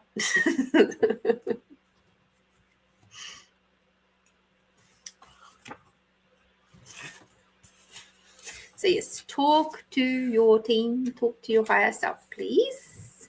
Ask your higher self for the guidance. I don't know if you were here when I was talking about this is a concept that's come through from my work with the Sophia Code of talking about the higher self and the oversoul. So in case you didn't know, which is something that I haven't really put together now that I know about it, and it's also not just from the Sophia Code stuff, it's also talking like when you do, say, a QHHT session, they talk to your subconscious, right? Which I feel, knowing this extra information from the Sophia Code, let me just test it. It's actually your oversoul that they talk to. So your higher self is the one that kind of takes the, so when you have a QHHT session, just briefly, sorry, Catherine, in the middle of your thing. When you have a QHHT session, they ask you to have a bunch of prepared questions. Those prepared questions formulate the ask for the session to which lifetime you're going to be regressed to. And it is your higher self that dictates which lifetime, okay? Because they're the one that's actively being the foreman of all of your lifetimes. And so they go, oh yes, I know that one will actually match that. That's where it needs to go. Now, when they ask to speak to your subconscious, they're actually asking to speak to the oversoul, which is the one that holds all the main core information about what you are destined, if you like, or what you've been designed to experience overall. And all of your lifetimes are being funneled up to complete those that journeying list, if you like. And so when we are asking to speak to our guardian angel, that's why I'm sort of like cheekily putting in there, maybe just your higher self. Just ask them. You can, of course, talk to your oversoul if you really wish, but that takes a greater level of consciousness development. It takes a greater level of surrender as well. And not just surrender to the ego, surrender to the realm that we're living in. So yeah, there is all of that too. So as far as upgrading goes, it's a brilliant thing to be going through right now. Yeah. I know I've had my little upgrade over the last couple of weeks, and that's been great. It wasn't so fun having a 5-day weekend where I was just basically at home and in my garden a little bit and just being quiet. But it had to be done. I know there are a few people that I know that are going through upgrades at the moment. And of course, we just brush it off to the normies, like we're just going through that. Oh, you know that head cold that's going around? Yeah, I got that. No, I didn't. But we'll pretend it's a head cold. Your next code is practice positivity. Stop judging and start looking for the good. So when you're talking about viral and stuff, then you start looking for a place where it's come from and all that sort of thing, which is all judgment. So forget about the virals and all of that. When you upgrade, yeah, there is an element of feeling really flat. It's pretty normal. Yeah. It's time to focus on everything in your life that is positive. Positivity adjusts your point of view and allows you to see every situation through the lens of optimism. Part of the challenge that this card presents is to encourage you to cease any judgment or harsh behaviors with others, and particularly with yourself. You are being asked to become vigilant, and not only with what you say, but also with every thought. Each positive thought has the power to heal and uplift, whilst each negative thought can harm and drown you. You will find that as you practice positivity, you will attract more positive thoughts, people, and opportunities. You will also start to enjoy your life more, opening up the possibility of activating your intuitive abilities and awakening your spiritual gifts. Over time, no matter what the challenge, you will be able to experience life with an equanimity and open heart. Okay, so you're obviously part of your upgrade is around language this time and being far more aware and what was the other word that is just floating in my head and it's totally gone again? Accountable. Far more accountable to the languaging that you're using with yourself and with others, and what you're surrounding yourself with, what the languaging that you're surrounding yourself with. This is why I actually really love this space with you guys, because this space for me is a huge reset to my entire space every single week. In my work week, if all I did was my work stuff and then I went into my weekends without having this is like the big, huge energy boost that I require to keep me on track. I wish I could do this stuff every day, but it's not possible right now. But I'm so grateful that I do have it on a Friday night. Yeah. That's why I love doing also my healing stuff and all that too. So practice the positivity. Be mindful of your words. It's the first agreement on the 4 agreements. Be impeccable with your word. All right. So be aware that when we start diving into the point of view of it being a viral or something like that, it's judgment. It's creating separation within you. Okay. This next card is show self-respect. Okay. It's time to get to know your inner self.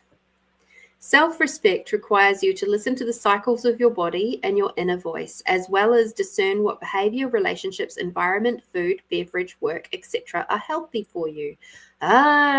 This is also about doing a big old, brutally honest decluttering of self. Self-worth occurs when your world of thought and feelings is elevated into higher domains. That is when you start to know at the core of your being that you are a spirit soul being supported by many angelic helpers. What can stop you from self-love and self-respect are the deep personal lies that you have developed in the early years of your childhood of being unwanted, not good enough, not lovable enough, or not smart enough. This can plunge you into a perpetual self-doubt and self-sabotage. It is time to identify what is working in your life and what is harming you. This self-reflection will allow you to turn confusion and uncertainty into profound self-knowledge.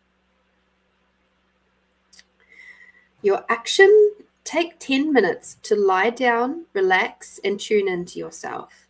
Set a timer. Ask yourself, where in my life am I pushing myself, taking on too many responsibilities, and spending time doing things that harm me? What are the things that hurt me?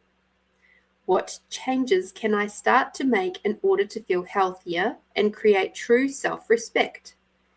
How can I focus on the higher me that is above the physical realm? Write these things down. Then, on a daily basis, ask, am I being loving, kind, and respectful to myself? What am I doing for my higher nature to enable me to rise above current circumstances? Okay.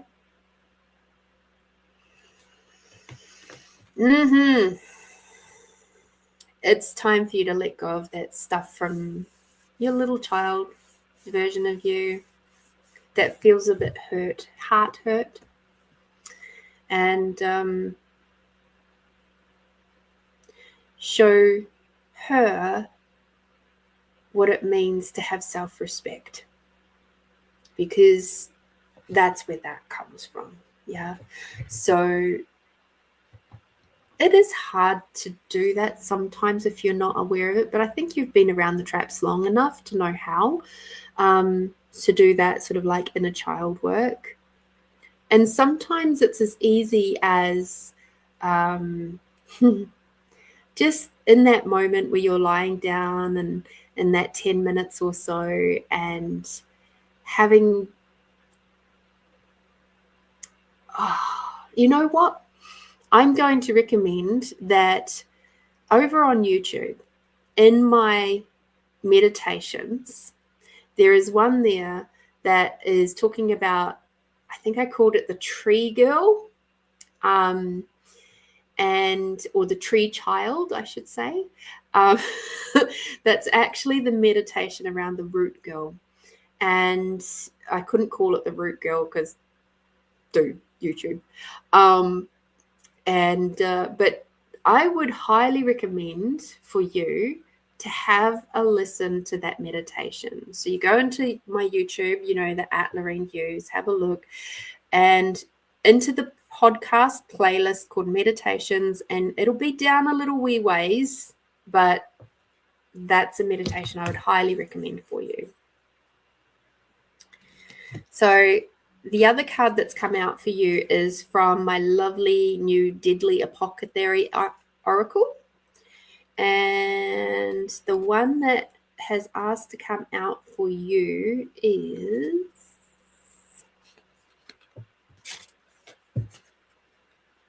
Hemlock. Okay. Which is about psychic protection. Okay. So let's have a little read. The energy is hypnotic and pacifying. The other names are Herb Bennett, Poison Hemlock, Poison Parsley, Spotted Hemlock, and Warlock's Weed. The traditional or medicinal uses, although extremely poisonous, in ancient times it was carefully prepared as a sedative for the nerves. Magical and historical uses, long associated with witches and witchcraft, is a herb sacred to the goddess of witches Hecate. It is used in spells for protection and purifying. The poison. Hemlock feels emotionally drained and physically exhausted after work and social interactions, often suffering from migraines. They leave themselves open to physical and spiritual energy vampires, as these individuals are attracted to their bright and open energy. The disempowered hemlock lives in fear. They have dabbled with contacting the spirit world, but unfortunately did not prepare themselves properly and left their thoughts open to lower energies that thrive upon the anxious and worried mind. The antidote. Before beginning any psychic work, Hemlock can call upon Archangel Michael for protection. By imagining being bathed in a beam of electric blue light from this powerful angel, they can burn away the detritus of human worries and feel the calmness of their soul taking charge. As an antidote to their exhausting social interactions, they can imagine a beautiful, bright bubble of white light around them and call in their guides and angels as a light shield throughout the day. Okay, so basically, what I'm seeing from that and what you require to know is that it's totally normal for you to feel absolutely peopled out. Because you are a bright, beautiful, lovely being, and it's okay to ask for help. Whether you ask it from your higher self, whether you ask it from your team or Archangel Michael, or even just Mother Earth. I know you've got a beautiful connection to Mother Earth, so you can absolutely do that. Electric blue light, like that's, to me, it feels very Father Sky, so you can even call it down from Father Sky if you like. And then the bright white light of Mother Earth coming up. There it goes. All right.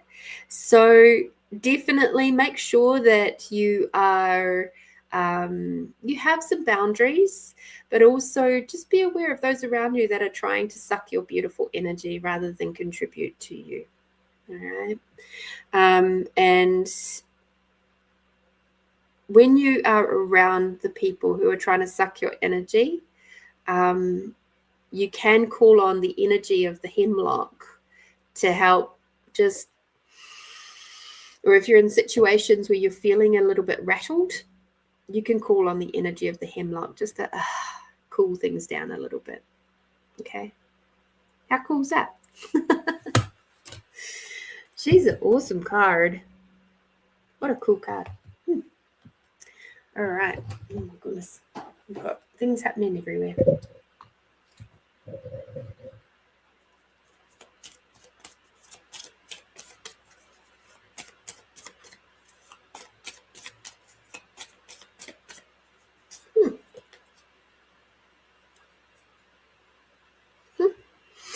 And your yummy card is receptive. So, in other words, keep receiving from your higher self. This upgrade it's a big one. It's a big one, and it's something that you will feel quite different once you've finished with it. But in the meantime, please don't resist and react to it. Listen to your body and allow your body to tell you exactly what it requires. It might require food. It might require no food. Just roll with your body. Ask your body and keep asking. Don't override, because it will just draw it out for longer. Okay. Don't push this one. You can't push it. It will just draw it out. I know. Thank you, Catherine, for your very generous and kind donation. I'm so super grateful for you, and I hope that your upgrade goes with ease and joy and glory and sparkles and magic and lots and lots and lots of hugs. Get into the lemon and honey, get into even just the straight honey, and just support your body the best way it can. All right. And just keep telling your body how much you love and adore it and how grateful you are for it. And that's a message for everybody. Be gentle and kind for you. Okay. Thank you. All right, Christine, you had another question, my dear.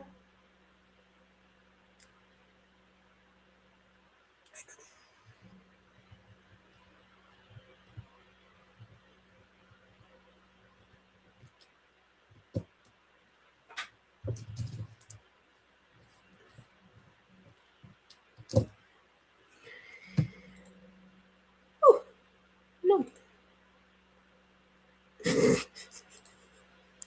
Didn't know it could do that. That's pretty cool. It was doing something a bit different and I wasn't expecting that. All right. Now, if I roll back up. No, that's a bit too far.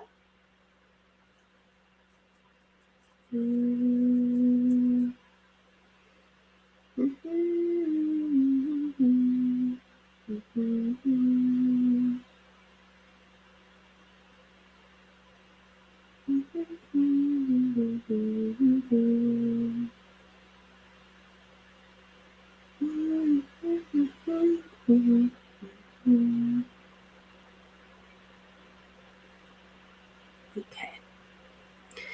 All right.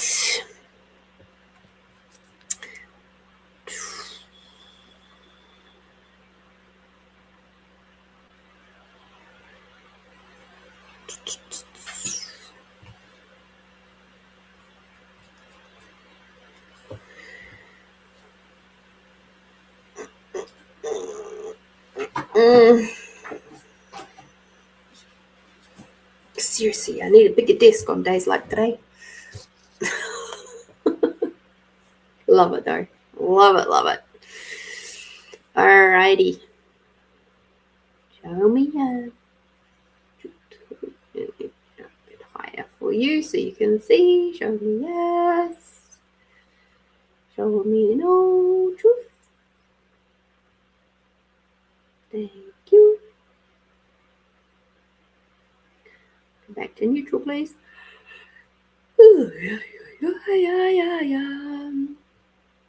So, truth, will Luke Waterman be able to find 2 other tenants for Christine?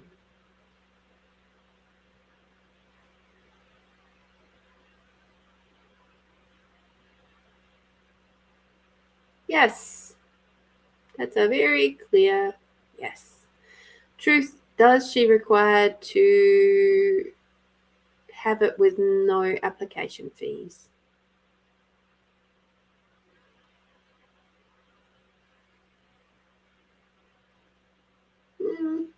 Truth, does it assist to help with let me get my questions right. Truth, does it help with the tenants to have no application fees? Yes, and I'm hearing in this day and age, yes. The truth, will the tenants coming in pay their bills on time?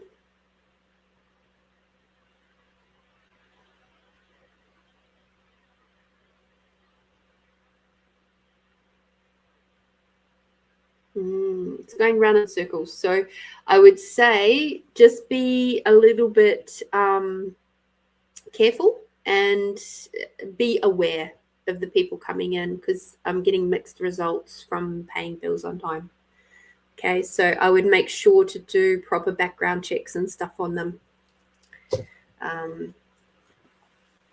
Like, actually, I don't know if you guys have the same thing over there in the States, but we, with renting here, if you've gone through a agency or whatever, you actually, and you move to another place, you have to provide your rental. You have to have proof of your payments, your rent payments. So that's something to be aware of. Okay.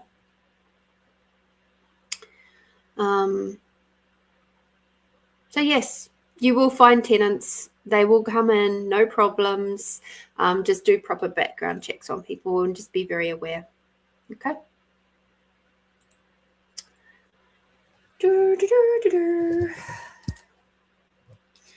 Muddits. Oh, before we go over to Muddits, I really appreciate my reading and dissecting my question, giving me guidance and answers to assist moving forward. Much appreciated. Love that you share with all of us. Aw, thank you, Catherine. Oh, it's beautiful. I appreciate you trusting me to do that for you. I hope I managed to look at it at enough different points of views for you so that you can, or different angles rather, so that you can make the most out of it. And you probably had stuff popping through that I didn't even catch. So if whatever you caught as well, awesome. Roll with that too.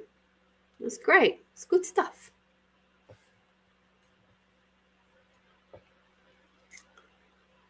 Okay, I wonder if Marit's still there. She's donated.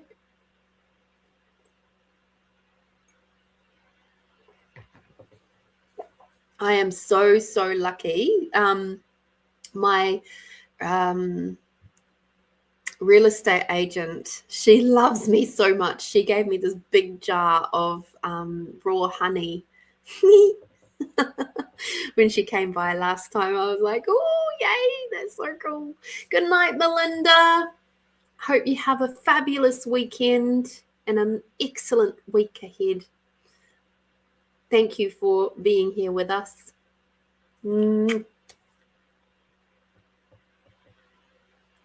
Oh, okay, hang on. I'll have to roll back up. Maybe I didn't quite catch that one.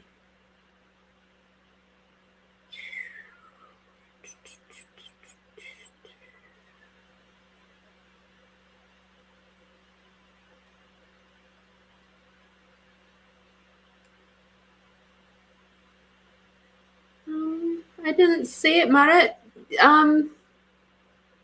Unless you put it into PayPal, which doesn't help me because I don't actually look at the detail of PayPal. There we go.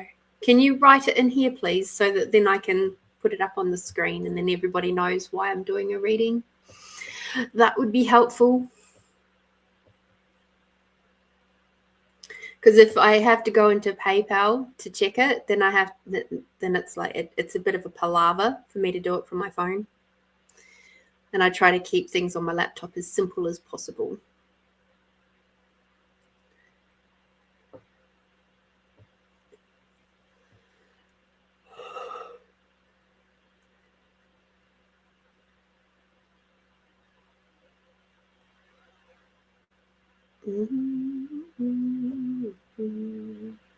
How have you been, Melissa? So nice to have you back.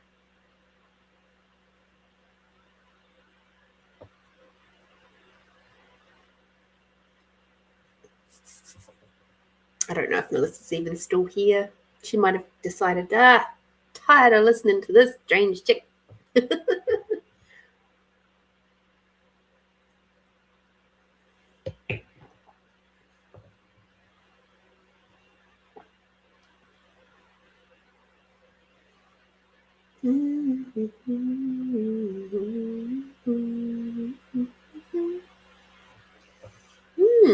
Interesting.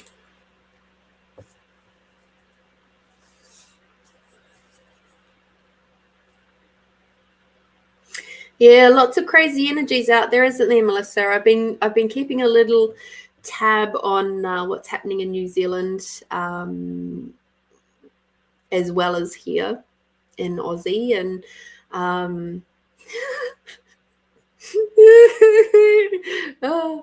you know that emoji face that has like the one eye up, one eye down, and the squiggly mouth? Yeah, that's kind of how I feel about both countries right now. And you just kind of go, oh boy, where are we going? I mean, there's a lot of really, really awesome grassroots stuff happening. There's so much good community things happening too. And also, there's a lot of crazy out there. And you kind of like just go, okay. Like we've just had so over here, I don't know if you've heard anything in New Zealand, but and I'll be with you in just a minute, Marit. But we had, I saw on the reports today, there's this comedian who has recently had their eyes opened very, very, very wide. And they've been very vocal about on Instagram and Facebook and stuff about what they think of the things that certain groups of people what they have been deciding for the country. And safe to say, they landed themselves in prison because of their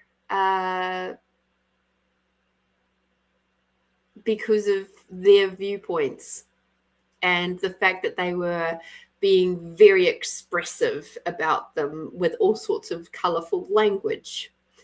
And as a result, this person is currently in jail with no parole. And they have been a very well-known celebrity comedian. This is where we're at right now. And people wonder why I'm kind of a little bit concerned about not being a citizen of this country as well as New Zealand, when this is the sort of thing that they're doing to their own citizens. So I'm like, it's a very interesting space. It's a very interesting space to be living in right now. And I have to say, I did the mock test of citizenship this last week or so. And the fact that has happened, and this test was talking a lot of questions around freedom of speech, and I was just sitting there going,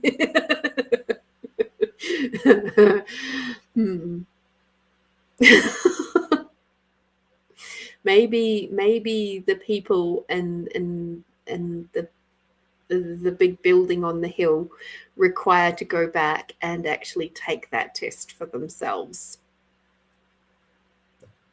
Just saying. And that's all I'm going to say about that. Right. Thank you, Marit, for your patience. Yes. So, Marit, there isn't anything I cannot handle as long as I am genuine, ? That ought to give me good results from now on. My guides helping out strongly. Yes, of course your guides are helping out strongly.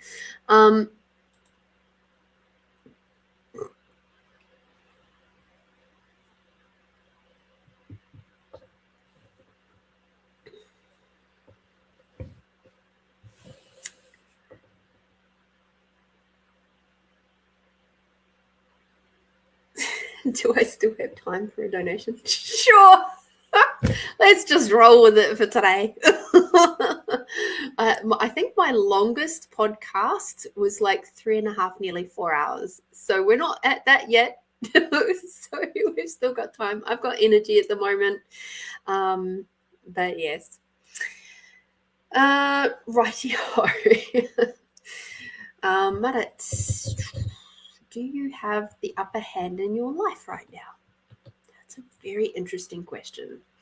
So I'm going to approach this from a couple of different ways. One of them being, I saw a video this week talking about the different stages of consciousness.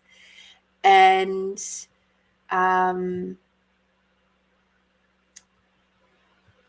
depending on where you're at, you'll realize that growth is always going to be happening anyway. And there'll be moments where, like, they talked about it as 7 stages. And there were times, like, I really do require to sit down and write out a little bit of like a summary of what they said. And it was lovely because it was an actual real person, not somebody on AI. It was so good. And the lovely thing is that, and it also feeds into a conversation I had with an incredible being of consciousness. It was a male, and I know it's true for me too. There'll be moments where I'm feeling really super onto it, and I'm just sort of like, I'm floating along, I'm good, I'm sweet. And then suddenly something comes up into my world that makes me go, bleh! And it sort of sends me off course and gets me a little bit bumpy for a little bit. And then it'll like, okay, we'll right ourselves. It's kind of like flying, actually, and you hit a bit of turbulence, right? And as long as you are sitting, when you're further enough up through the stages of consciousness development to comprehend that even in those moments of turbulence, that you are safe and you are loved and that you are lovable, and that you're like, this is just a moment, and as they say, this too shall pass. As long as you kind of keep that at the forefront, even when things are getting wobbly, like in turbulence, how do you react in an aeroplane when there's turbulence? When I strike turbulence in an aeroplane, I just go, oh, okay, it's a bit bumpy. Is my seatbelt on? Yep. Okay, cool. It doesn't bother me so much. Yet somebody sitting next to me might have a full-on fucking panic attack. Now, that's the difference between somebody who has faith and trust in the plane and the air and the pilots, and somebody who does not. So what I would say is that there are moments where you're at maybe 5, 6, or 7, and that you almost never ever stay at a 7. There'll be moments, because it's part of our human journey, that we have to go through these little moments of turbulence. But the lovely thing is that once we get into those higher reaches of consciousness, we don't get thrown off so bad, because you kind of know that it's just a moment in time. It's a point of growth. It's a moment where you can actually just go, breathe. Okay, cool. Let's keep going. So, yeah, that's the first way that I'm going to approach this for you. The next way, I'm going to pull some cards, see what is up there for you. Let's see. Ooh. Ooh. All right.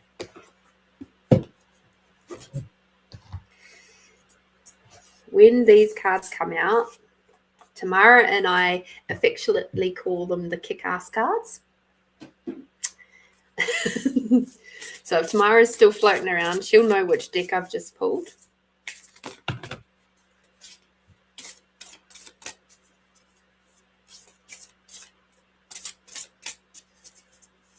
I just realized what Terry was talking about there. She's talking about this citizenship test. Because she was on the phone with me while I was going through it. This is for Marat. That one.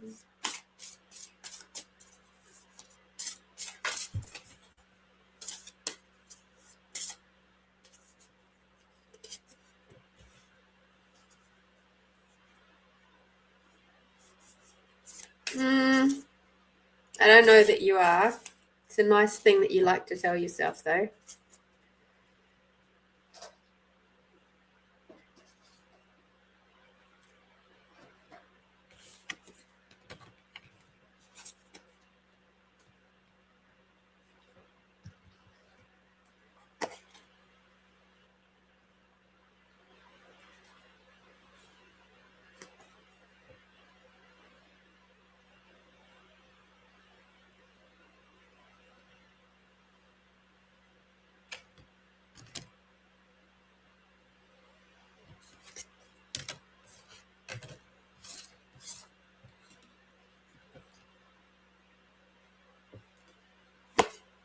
Okay.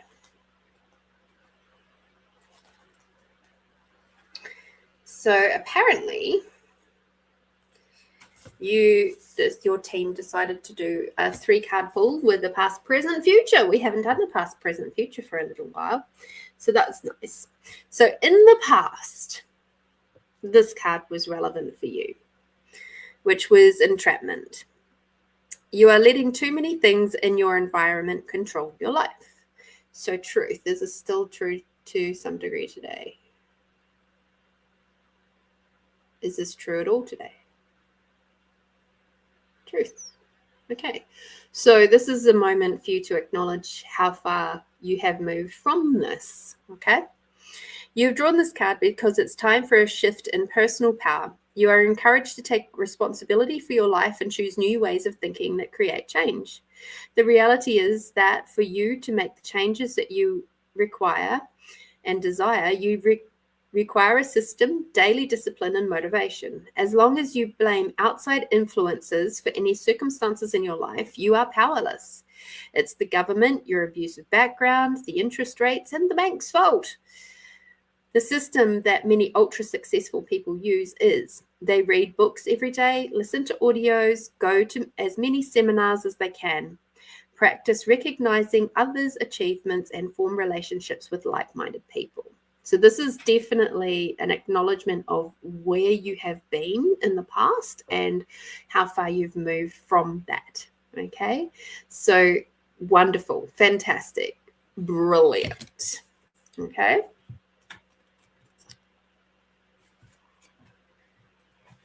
This next card is the present. This is where you're at now.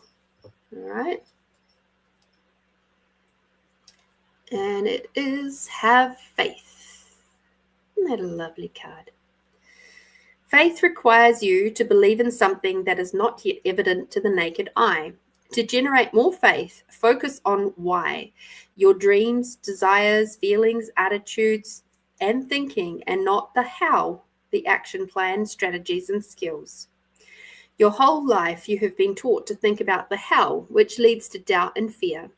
The wisdom of this card is asking you to only focus on the why, which is interesting because I don't usually use whys, but anyway. The magic that will happen if you stop focusing on the how and only on the why is that after some time of practice, you will notice that the how will present itself. It is through focused, positive thinking that you will create people, circumstances, and events that will take you closer to your dreams. What you have mostly done is focus on the how, which has made you doubt yourself. This means that you are vibrating negative thoughts into the universe, keeping your dreams away. Remember, you were created to be a co-creator here on earth, designed for achievement.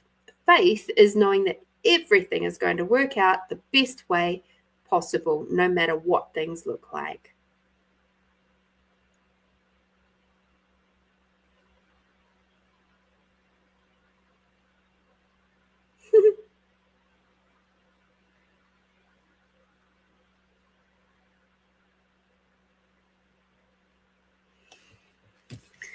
All right. And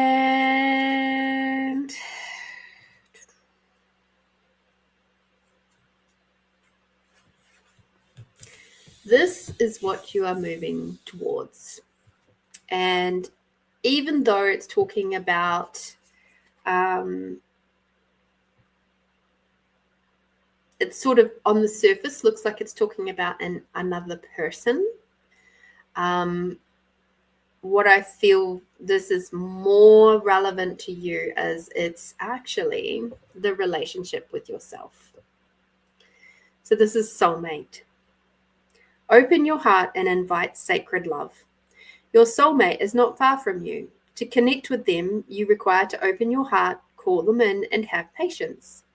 If you are not ready to accept your soulmate, keep working on self-love. And this is the part, okay? You will be drawn to your soulmate like a magnet and feel an immense sense of familiarity, like you have known them before. Your capacity to love will increase dramatically, and you will experience higher states of consciousness. No one can touch your heart in the same way that a soulmate can. It's important to note that your soulmate will not necessarily be your partner. He or she may come in a completely different form than you have imagined, but they will offer you incredible wisdom, growth, and expansion. Be aware that we connect with our soulmates when we are ready to truly evolve and move into the next level of consciousness and life experience.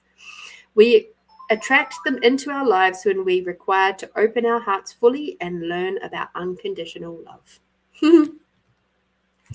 All right. So this is definitely not only the relationships as I'm reading, I'm perceiving the like ding, ding, ding. So there's this element of finding that soulmate within. And the other thing, not just my phone, was actually that there is someone who's coming into your life that is more likely to be either a friend that feels pretty light on a friend or a pet. And it's one or the other who's going to come in and they're going to take you to that next level of unconditional love. And that next level of unconditional love that's going to happen is going to expand your heart beyond what you thought possible already as a mum. I know as a mum, your heart is already expanded so wide. But this is going to take you to a completely different level. And that's something really exciting to look forward to. In the meantime, though, as it said, keep working on your own self-love, because the thing is, what you're resonating, coming out, and your faith in the world or in yourself, in the spirit world and magic and all of those things will help to bring this person in. Okay. And that's going to be really important. There's something happening with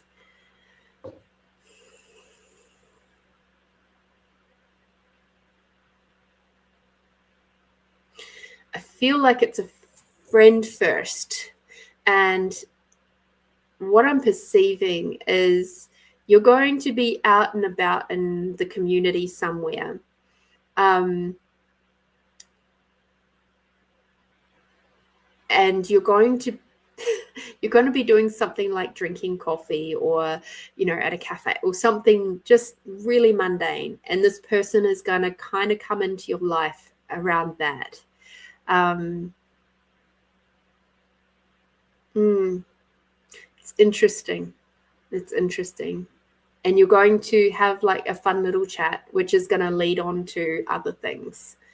And developing a friendship that is very deep. It won't be a very like wham bam. It'll be just kind of like gentle. It'll be gentle but profound. Okay. So do you have the upper hand in your life now? I think you have a good hand on your life. Yes. And I perceive that. It's great. It's a fabulous spot to be in. So you're no longer down in the truth. 1, 2, 3, 4, 5. See, you're in the 5, 6, 7s. You're up in those upper spaces as well, which is great. It's a nice place to be in. When you get that bit of turbulence, yes, it knocks you down a little bit, but then you float through it. It's good. So I love a good coffee too. I had somebody talk to me just recently about expenses and stuff, and they were like asking if I go to cafes. I said no, because I have my own very good coffee at home and I enjoy drinking it. I have a proper Italian coffee pot that I put on the oven or on the stove, and I brew my own coffee. So why do I need to go out and buy coffee in a machine that hasn't probably been cleaned in a month or more? Making people sick. No, thank you. So I don't have heaps of coffee, but I enjoy the coffee that I've got. Alrighty, Maret, we got to do your yummy card.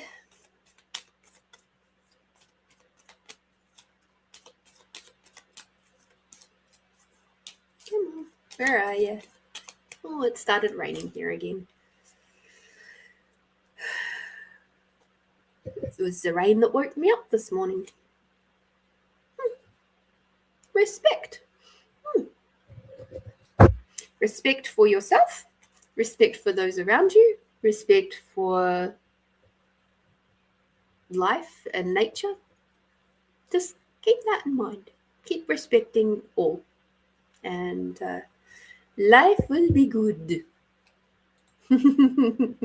Thank you so much, Maret, for your support and for being here. I'm so grateful for you, and thank you for your donation. It's fabulous. I am so grateful. Alrighty. Gotta love good coffee. How do you have your coffee?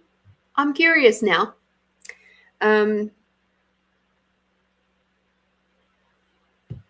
Okay.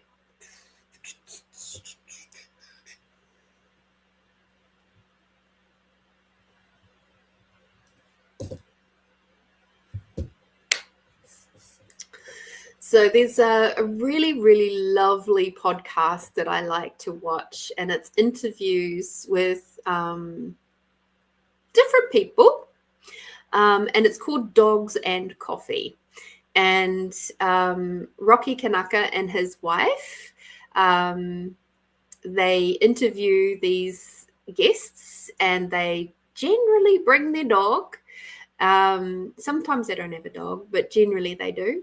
And they tell their story, and as in the guest tells the story, and they're just such lovely people. Like Rocky and his wife Kelly, I'm pretty sure, is that they're just such lovely people, and they go to dog shelters, and they rescue dogs, and they highlight dogs, and they've just recently got a vehicle so that they can, like a dog wash van, so that they can pull up and help the shelters out and wash the dogs and give them a good old glow up and make the dogs feel a bit better and make them more adoptable, so that then the dogs can, be returned back to the shelter, but then hopefully, fingers crossed, be adopted by a loving family as their forever home. And one of the things that they've done is they've actually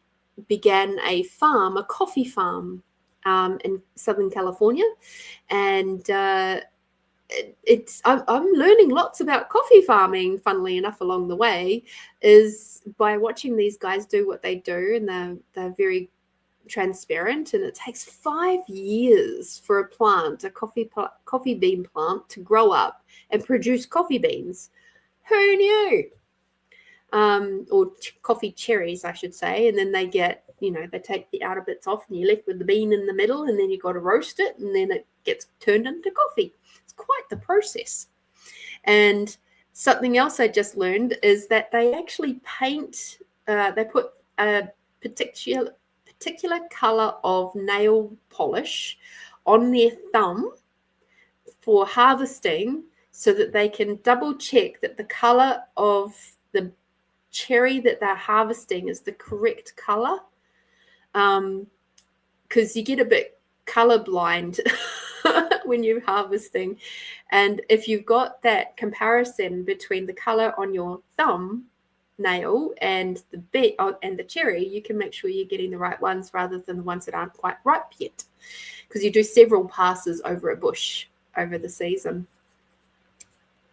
Who knew? I love coffee. I like knowing where it comes from. Me, personally, I drink it black. No sugar, no nothing, just black. Those living in Finland and Sweden drink the most coffee in the world. Therefore, I have reduced my coffee to the morning mainly. Drink with plant milk. Have you heard the bags in tea are not good? Yes, I have. I am also not keen to waste things either. So while I'm not actively buying bagged tea anymore, I still have a lot of tea to work through. So sometimes what I'll actually do with my tea is I will take it out of the bag, put it into like my infuser, and I will use it from there. No, looks like you never met Balkans. No, I didn't.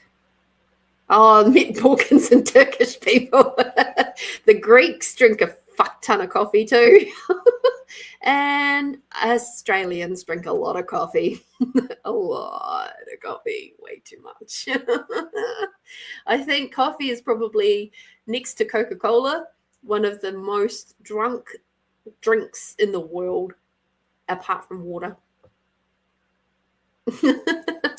And I generally only drink coffee in the morning, so you won't almost never see me drinking a coffee at this time of night. It's like 11 o'clock at night. You won't see me drinking coffee now, not unless I have to drive or something. But I also don't like drinking coffee when I'm doing this sort of work either. It doesn't feel right for me.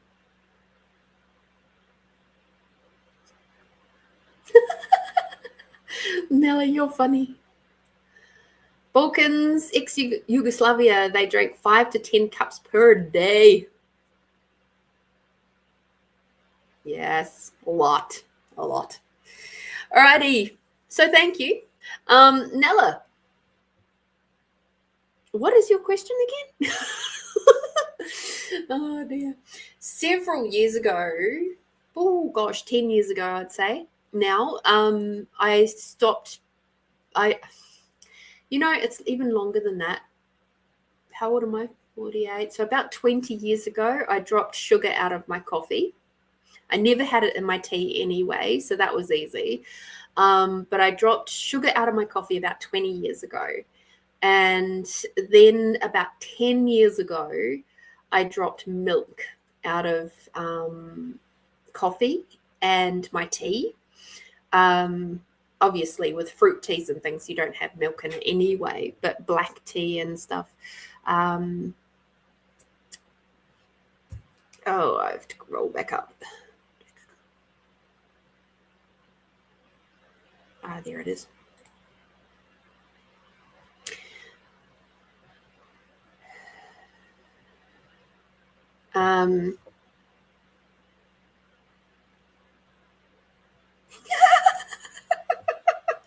You're so funny. I had coffee beforehand. So I don't know. Will I get it or should I take it? All right. Let's have a quick look at that one. Oh, that's so funny.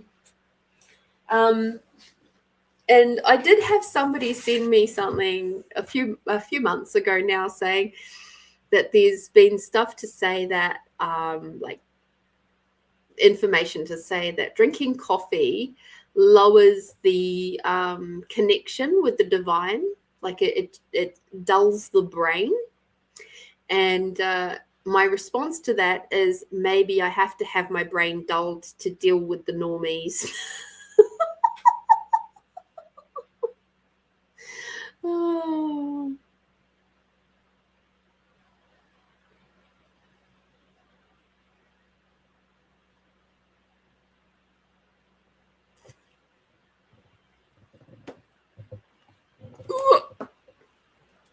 Yay, your tenant will stay. That's awesome. Ooh, we got some tiger's eye. Oh, dear.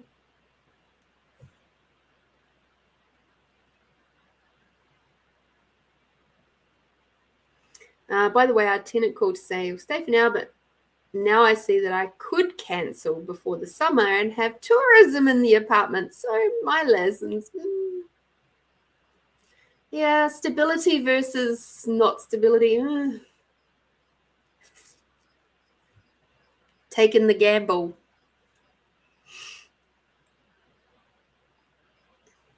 All right. Let's have a look. Show me the yes. Show me the no. Dude, show me the no. Thank you. So, truth. Will Nella be offered the job that she went for today?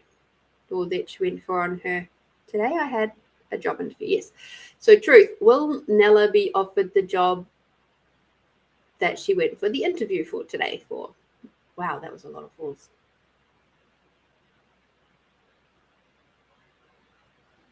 Hello? Truth. Will Nella be offered the job?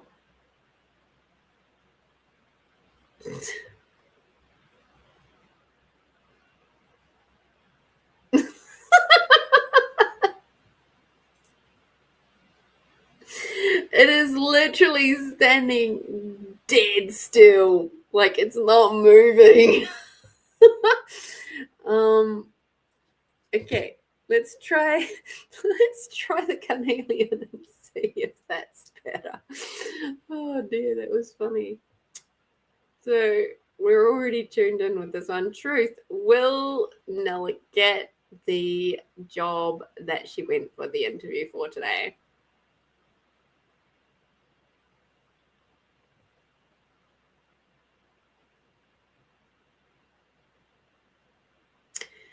Okay, I'm going to ask that in a different way. And I might go back to the other one to see.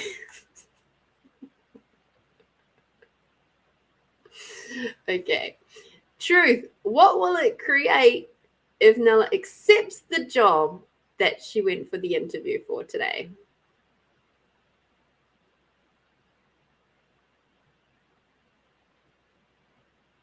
Truth, what will it create if she does not?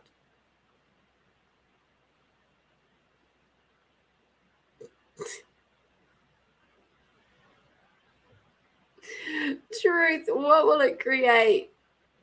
So we're going to expand this out. And this is what happens sometimes. Truth, what will it create in 1,000 years if Nella accepts this job?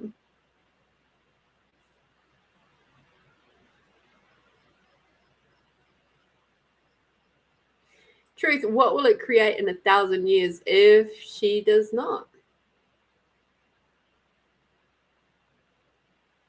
Wow, I have never had that happen before.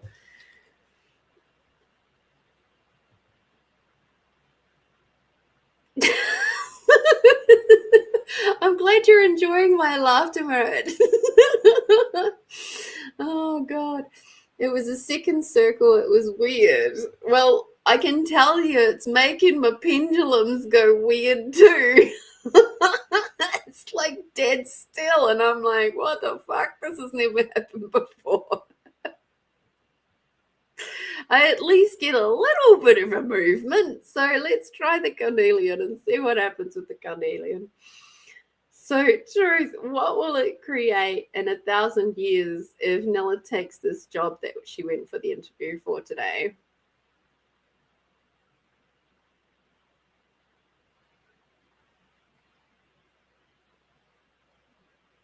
Okay, we got a teeny tiny bit of a movement, yes.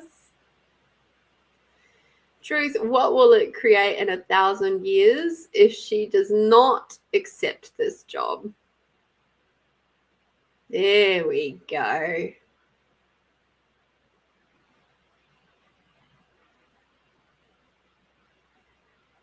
Truth, what will it create if Nella does accept this job?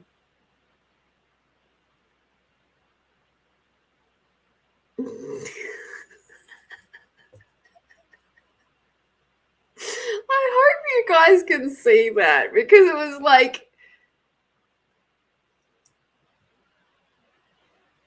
don't know what happened. Teams shut up a few times. He told me they'd be fire in the hotel. Okay. So for me, when it's a yes, it moves backwards and forwards. Okay. When it's a no, it goes this way. When it goes dead straight, which very rarely happens, so I won't even talk about dead straight. When it goes round in circles, it generally means maybe, or a little bit more clarity is required here, ask a different question, that sort of thing. When it's dead still, it's like the energy on it is so fucked up, it doesn't know what to do. That's the information that I'm getting right now, because generally if it's, I've never had my pendulums do that before, so that's really funny. Oh, that's hilarious. All right, let me see if we can find out what the hell's going on there. I think we might go back to good old tarot, maybe. Oh, tarot, no.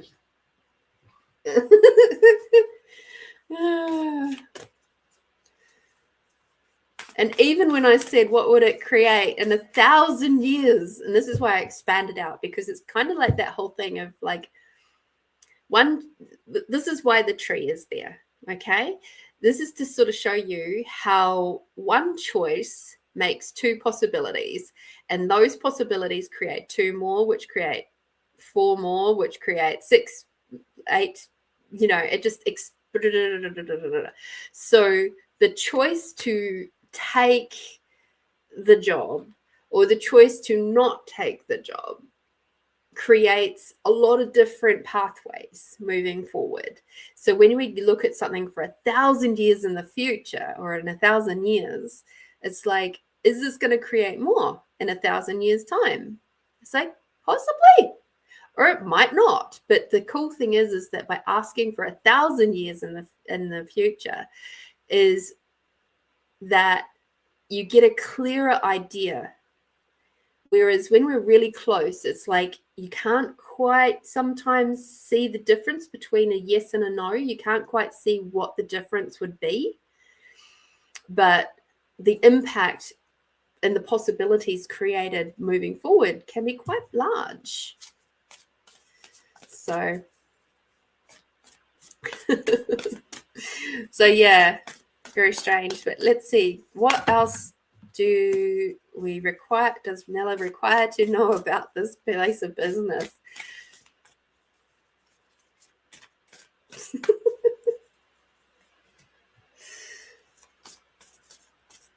You've got me curious now.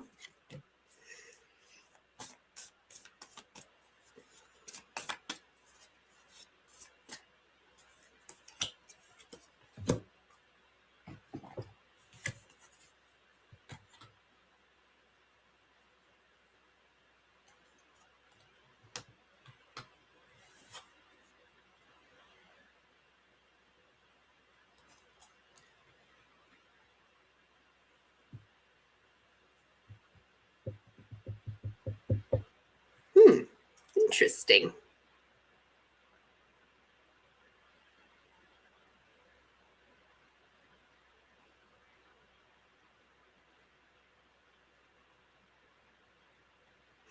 Okay, I don't think this job is for you.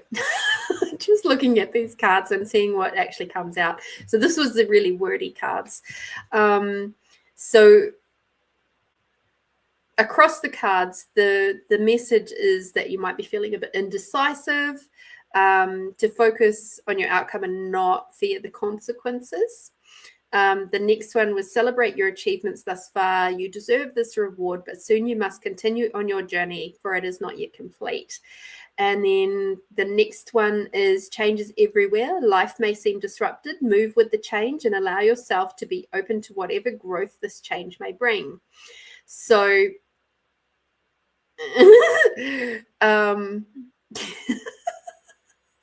Nella.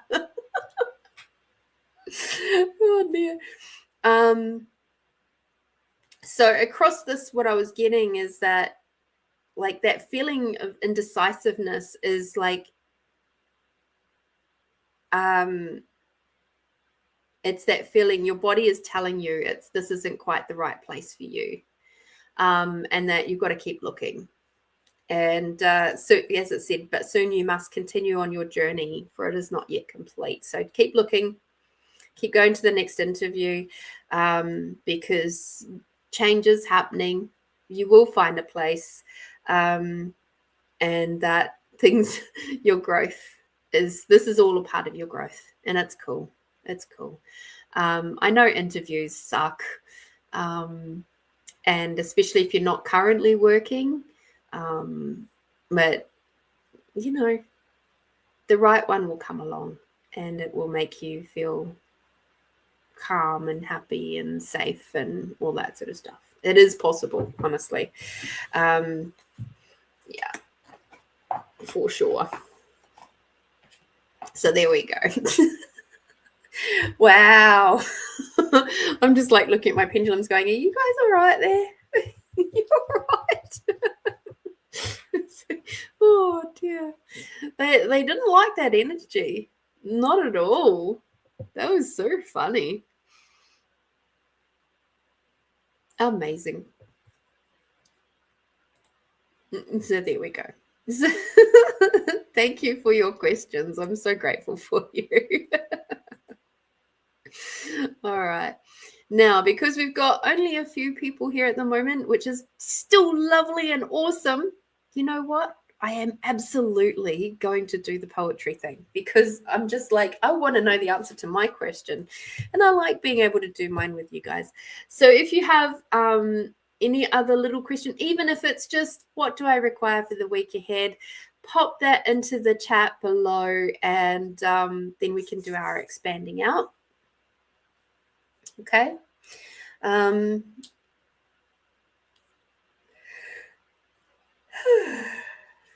Lovely. Oh, that is so funny. I can't say as that has ever happened before. It was just hilarious though. And you know what? In my current place of work, dare I say that my current manager, he's pretty handsome. So I totally understand why you might have been distracted. But he has a wife and 3 daughters, so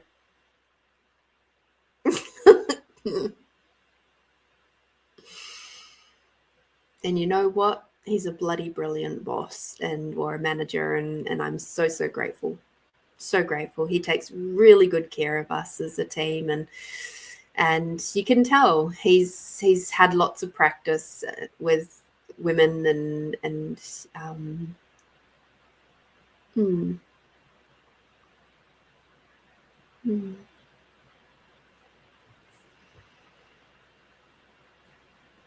and that's why I stay where I stay for now. However, not all handsome bosses are good bosses. Just saying.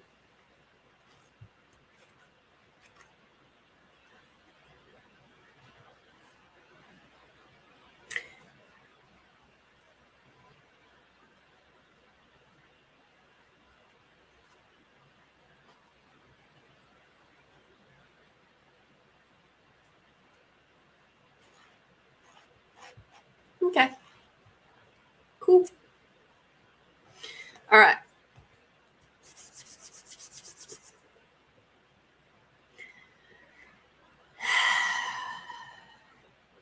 Nella, you can use that for the impact thingy, the impact question. We can use that for your poetry. There we go. Lovely. All right. Let us close our eyes now. Take a big, deep breath in, right down to the bottom of your belly. Breathing out.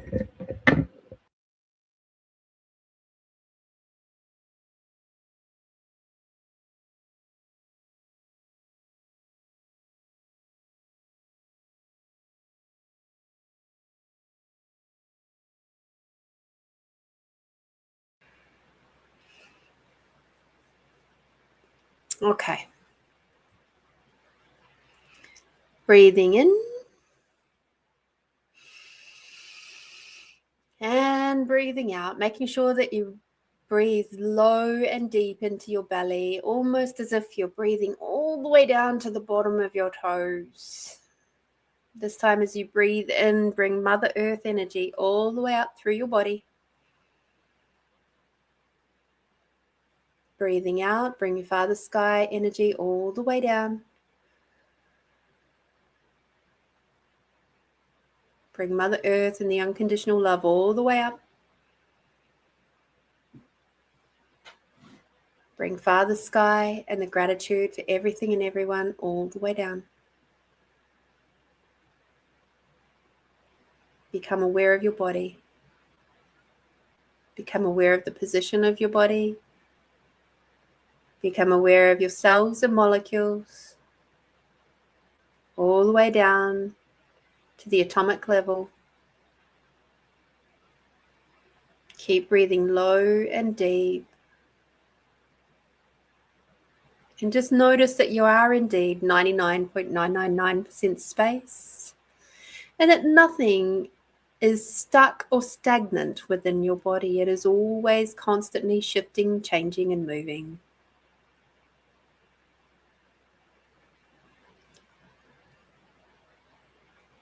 And now expanding out your awareness in a big bubble all around you, up into the sky and down into the earth. Expanding out your awareness, out beyond the size of the building you're in, out beyond the size of the country, beyond the size of the planet. Expanding out your awareness beyond the size of the solar system, beyond the galaxies, and beyond the universes.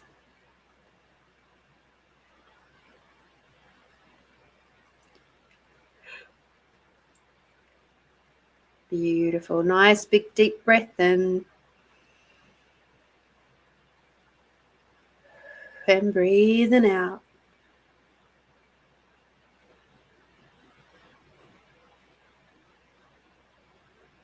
Beautiful.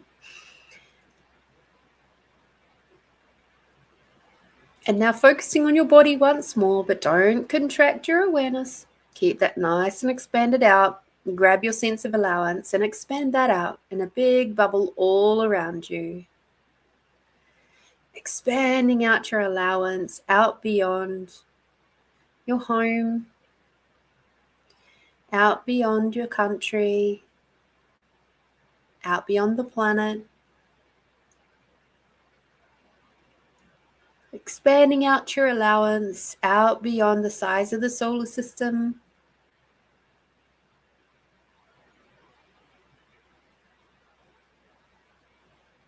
Out beyond the size of the galaxies, beyond the universes, and beyond your awareness. A big breath in. And as you breathe out, just perceive how your body relaxes and enjoys the space. Fabulous. And now, in answer to your question that you might have, that you've put into the chat, please tell me,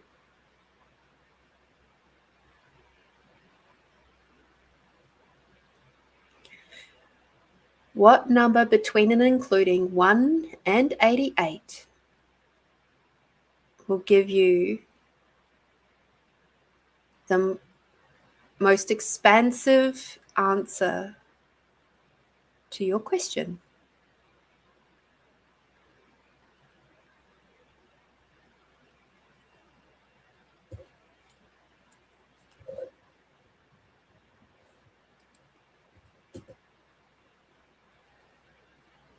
Put that in the chat, please.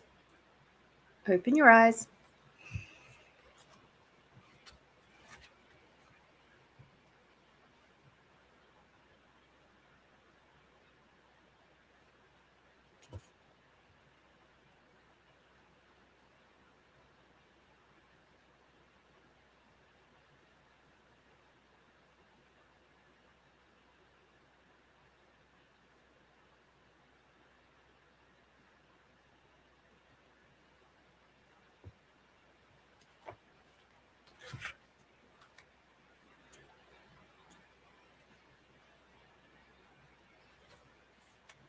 Hopefully I didn't know if to send you all off to sleep.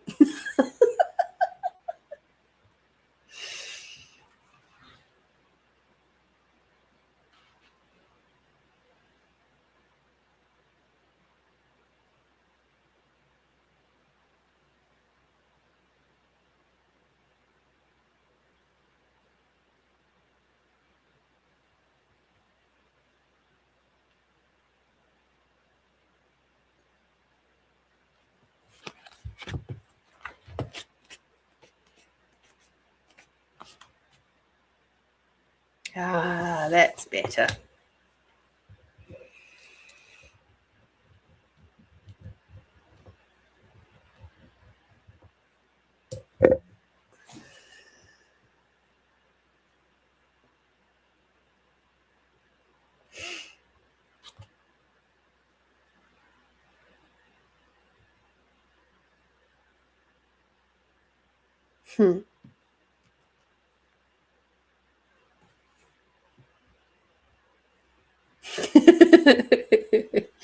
All right, cool.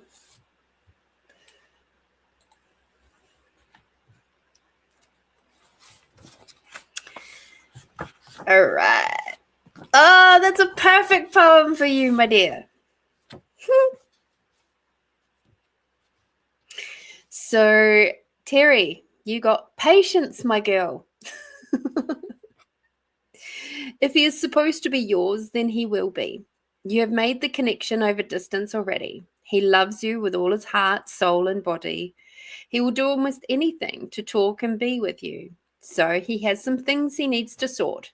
You know, this year is about patience. This is another instance, another lesson. Breathe. Feel the love and warmth because it is true. Trust it. Trust in yourself and trust what has been said before is true. Long distance relationships are tricky at best. So, what I am getting is you have to give up this point of view that people have to be your twin. What if they don't? What if it's actually just about love? What if it's not about flames or twins or anything? What if it's just about enjoyment of being with another person? Okay. So, as it says in the first line, if he's supposed to be yours, then he will be. Okay. And that you have made the connection. So maybe he's just got some shit he has to sort out. And in the meantime, just keep loving you, keep loving your life, and doing the things that are going to keep attracting him in. Okay. Create the space for him to come into your life. Thank you so much for that. That was a perfect poem for your current situation. Appreciate that. All right, Catherine, 24.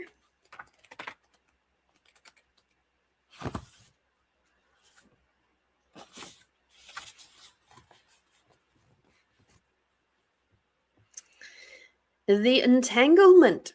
As I get tangled deeper into the web of love, the overwhelming feeling of sadness covers me. I need you to be near. I cry these tears, and although they are in sadness, they are for the love that I feel for you. Sometimes you question if I really do love you. These tears aren't fake, and neither are my words. This web which is being woven around my heart is especially for you and me. No matter how far apart we are, I know that we'll be thinking of each other in that special way that only a couple can.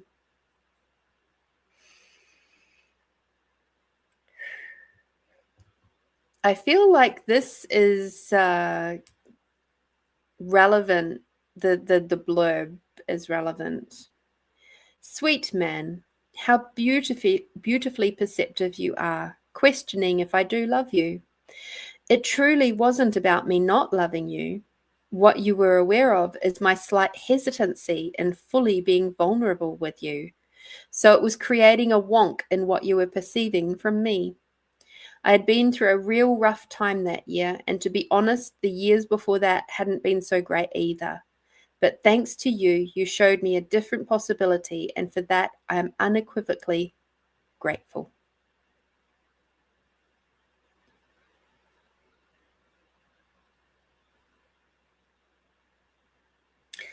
So there we go.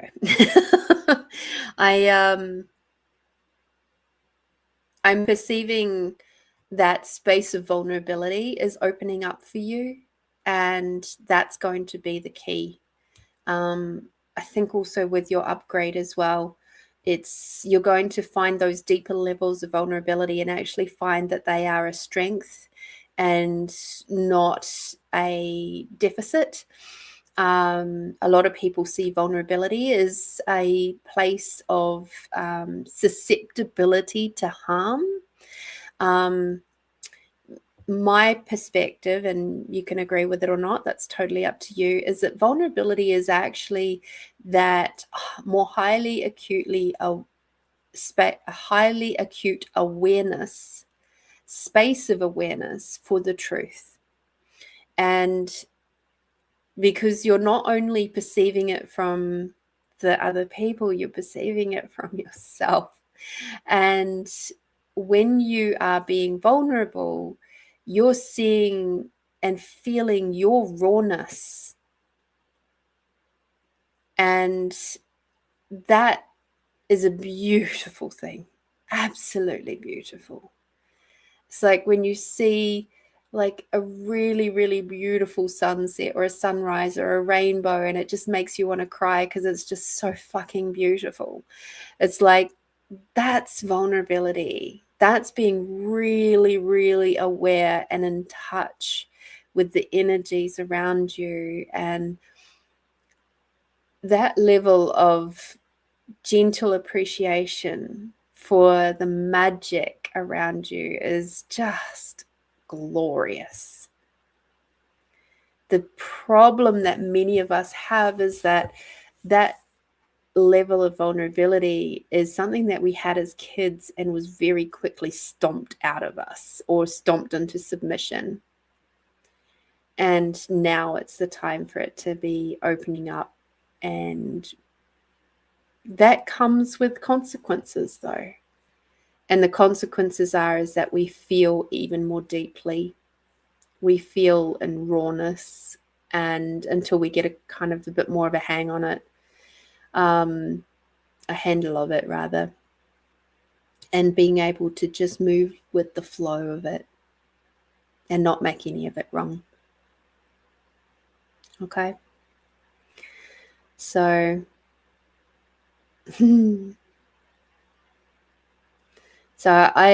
I think this is a beautiful, perfect poem for you, Catherine. Enjoy. Enjoy finding that space and getting really, really familiar with it, because it will lead you forward in a really strong, powerful way. Alrighty, Marit. Let's have a look, see what you chose.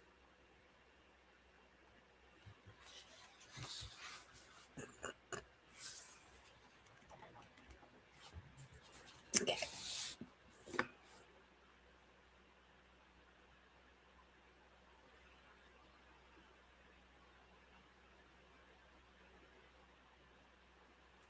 Okay, interesting. So number 12, you chose frightened.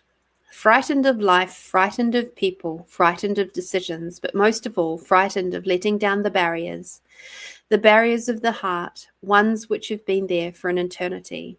Life has challenges where something or someone comes along and begins to break the barriers with no control of them. With no control, it's the most frightening thing known. So I think for you, the blurb at the bottom is also very relevant. It says, if only I had realized the frightened feeling was my body's way of saying, don't go there. So what I get from this is, when it comes time for you to be going and grabbing a job in 2 to 3 months from now, pay very close attention to your body and what it is telling you. Because that's going to be, and when you walk into these places for interviews and things, do the expanding out tool, right? And what you can do is, while you're expanded out, no, this is for you. As you expand out, you can actually ask your awareness things like, what do you perceive the culture of this workplace is like? And you'll get either a light, fluffy feeling or a heavy, dense feeling. And that will give you a real big clue as to whether it's going to be a nice place to work in or a not so nice place to work in. For me, interestingly, when I went to go and apply for the job that I currently have, and I've been there 3.5 years now, I was told by a couple of people who had pretty strong opinions about that place. And I just said to them, and these are people, I value their opinions for sure. And I just said to them, I will trust my awareness. And fortunately, I actually had to sit and wait for about 5 minutes before my interview. And I was basically right in the middle of the thick of the office. So I was perceiving the different energies, the conversations, what was happening around me. And I was nervous, of course, because you're always nervous going into like interviews and stuff. But it felt good. And I was asking my body, truth, what will it create if we have a job here? And it was good. It was light. Truth, what will it create if I don't? And it was heavy. And I was like, okay, cool. So use that as a tool while you're there waiting or whatever. And it's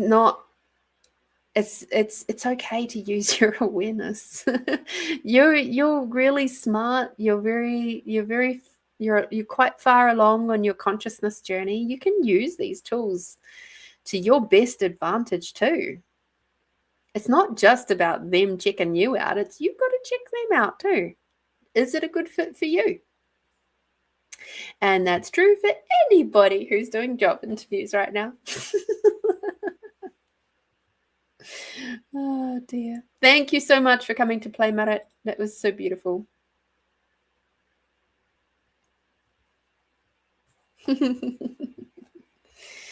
Oh dear. Catherine, yes, feel deeply in learning into understanding and accept it.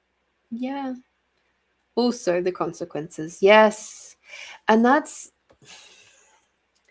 think that's part of why so many beautiful, beautiful souls have found this world, especially before we started moving in the big jumps that we've been doing over the last 4 to 5 years, have found this world so fucking hard,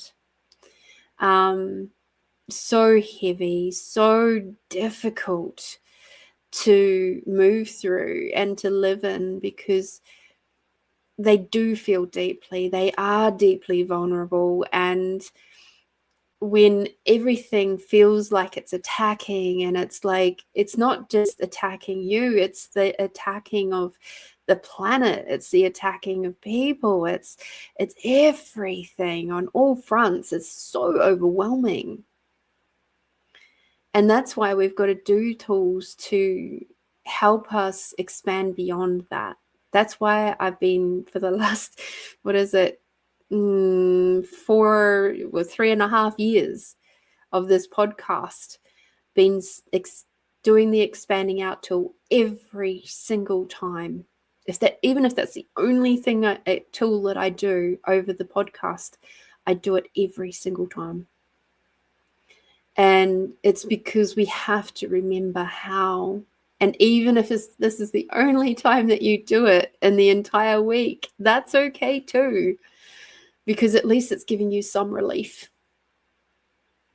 And relief from this world that can be so, so heavy. And I'm super grateful now, because even though we're in this very messy 4D space, I know that the 5D is coming. And it's a bit like when you've hit that air turbulence of life. It's like, I know and I have faith that this too shall pass. I wonder what's on the other side of it. And I wonder what else I can experience once this is done. And that's how I approach things these days. And even before I really started on my more conscious spiritual journey, I never really did why does this always keep happening to me? I didn't even say that. I always went into, I wonder what else I can do to help this get better. And that's probably why I've managed to restart my life so many times without completely collapsing. Because I could have. When I think about it, I could have. I could have gone some very different ways in my life, and I chose not to. Yay. Because now you guys get to see it and feel it. So,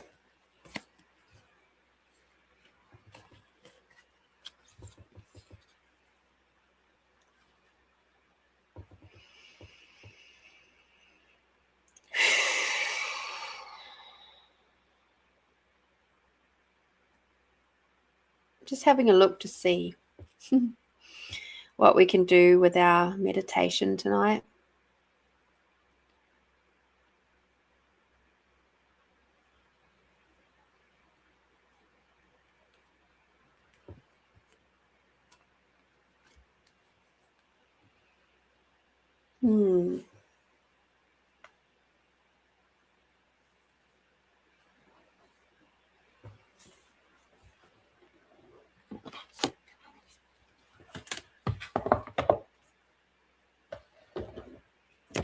Let us have a look.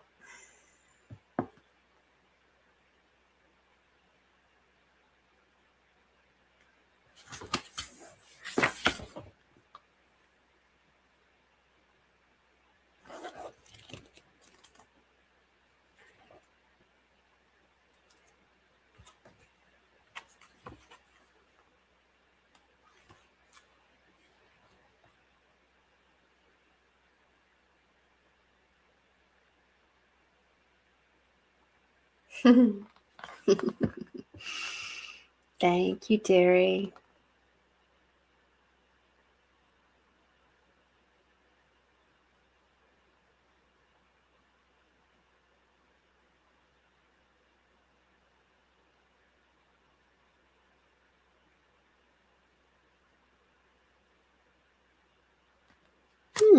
Interesting. Okay.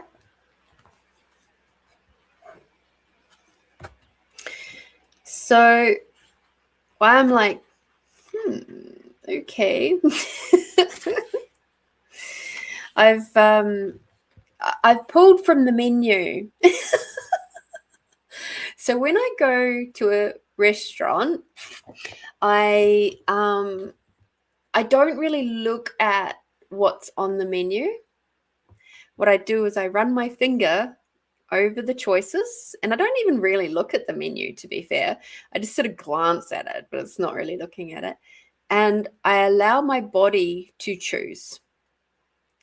And what I did, and I'll just try it, just double check. Yep, okay.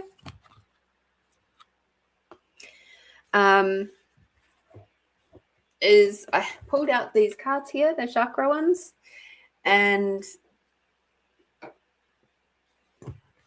it asked to come through to the solar plexus. And in particular, it was a message about, let me just double check that one.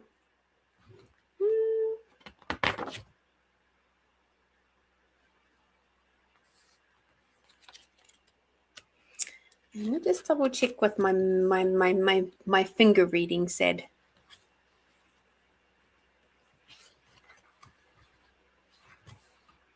There we go. Now I was like, oh, what? It's because I was reading the wrong card.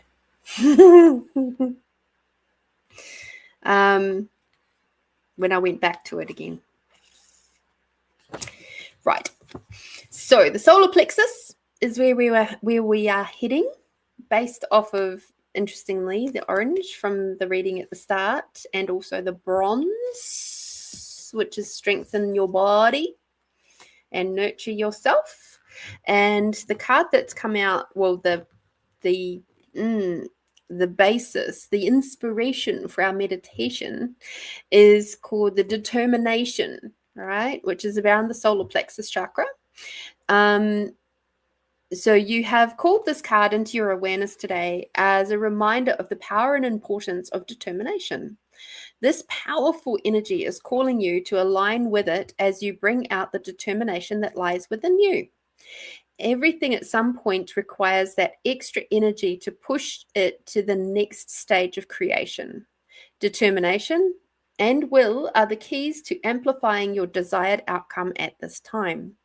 You may have been working hard on a certain project and have come to a standstill. You may have doubts and negative thoughts, may be overshadowing your dreams. It is natural to have doubts. However, this is a sign that it's time to get focused and determined. Nothing in the world can take this dream from you. Allowing the fire in your belly to rise as you bring forth the energy required to move to the next stage in your manifestation. It's time to be focused and clear on your outcome. What is it that you would like to create? What are your desires? You are the only one to make this happen, and it's important to keep your eye on the goal. Don't let it go. Do what requires to be done to make it happen. And when you feel like all odds are against you, you want to give up, know that you have the determination to succeed. This powerful energy lives inside you and is ready and waiting for you to surrender to its calling. Call forth the power of determination to once again bring you into alignment with your dreams and your desires. It's truly amazing what you can achieve when you put your mind to something and apply determination. This is a great trait of a champion athlete. It's time for you to be a champion and go for what you desire. The affirmation that we'll be working with is, I am unstoppable being of love and determination. All right. So that is where we're at. And I'm looking forward to playing with this energy.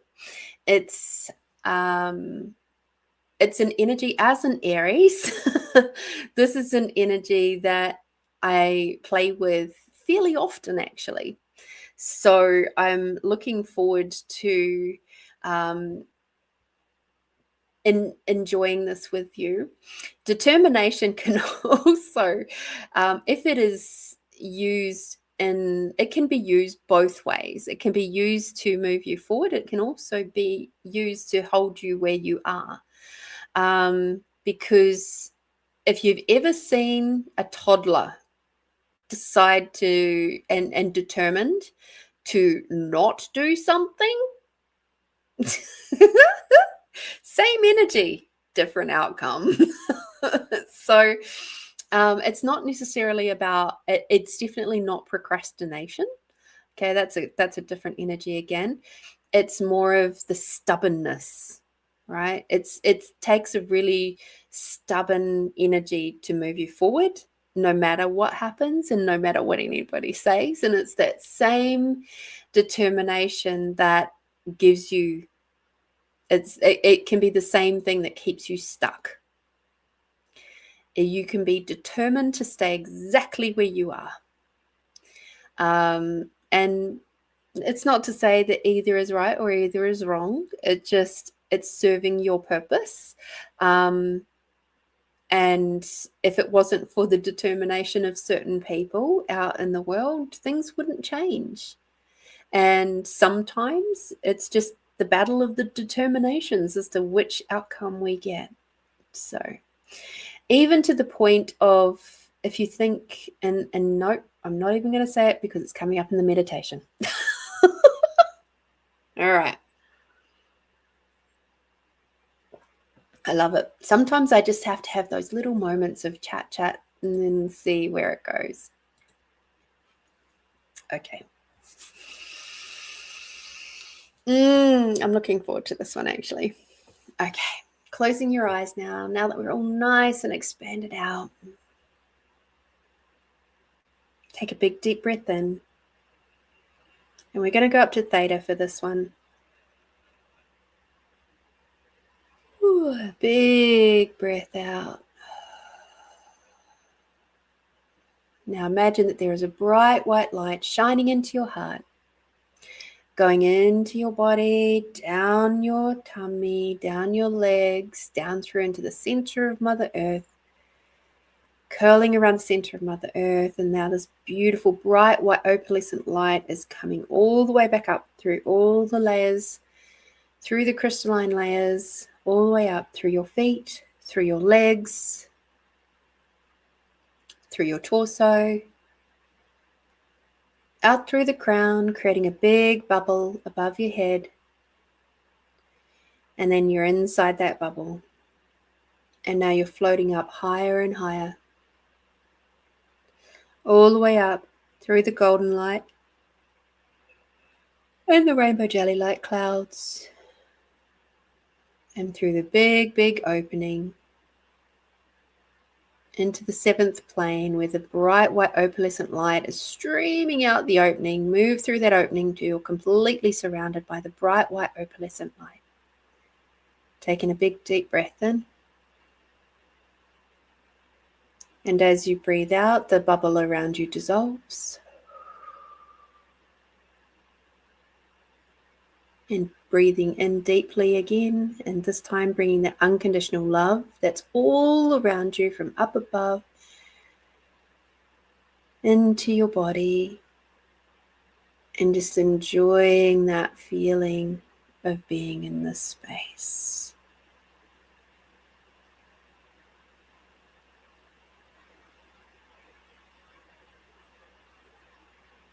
Beautiful.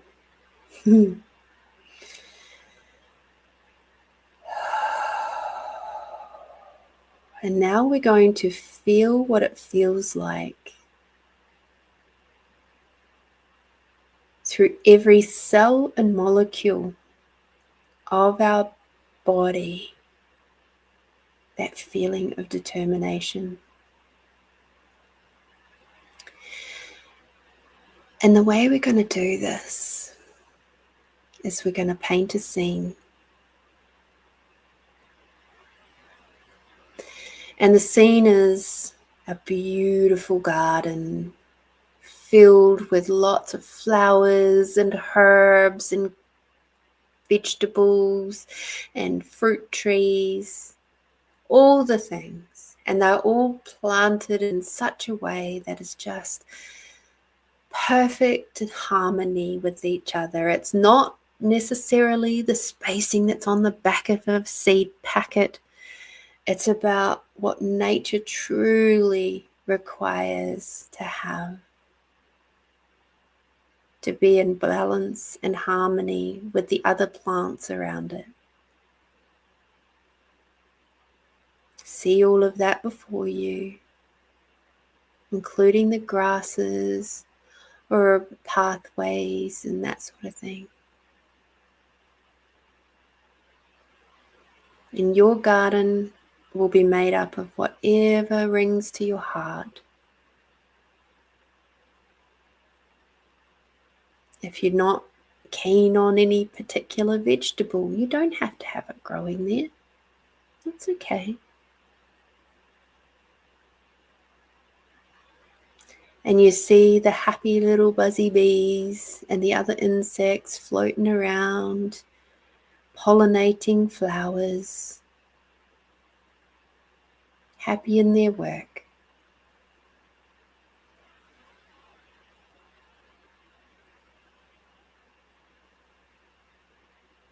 And now I'd like you to imagine that you are a seed. You shrink all the way down. And once you're in the shape of a seed, you are picked up by your higher self. And your higher self knows exactly where to plant you so that you will absolutely thrive.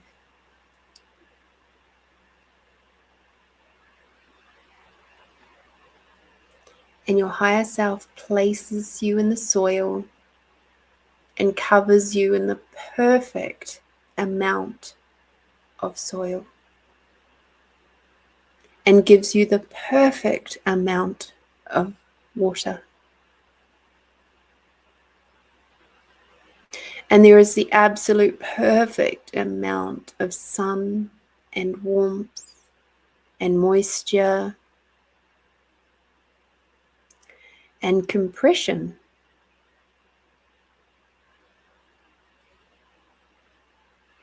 And as you are in your little seed self,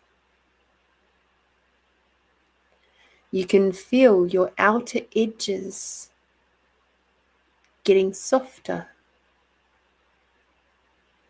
But equally, as the outer edges get softer and absorbing the water and the nutrients from the soil, your insides are growing. And you can feel your root curling around inside the seed as it forms and it grows and it grows and it starts getting really, really tight inside that seed shell. And so you just push just that little bit and the seed shell starts to crack. And you take a breath, big breath. And breathe out.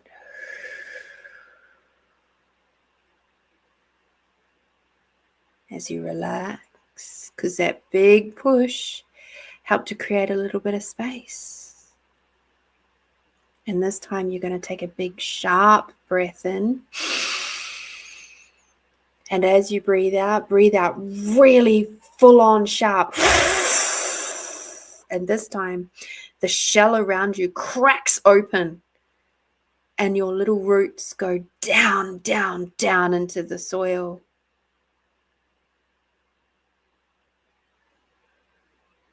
And as that's happening, you can feel all the nutrients flowing into the little wee parts of your root system and structure. And you can feel your body being nourished, your root system being nourished. And it is creating a tingling up the top of the little seed. And that feels like it just really wants to go up. It doesn't want to go down like the rest of you wants to go down. And so you follow that. And the determination that comes along with that to push up, up, up through the soil. You can feel a little bit more moisture coming through as your higher self has watered the soil once more.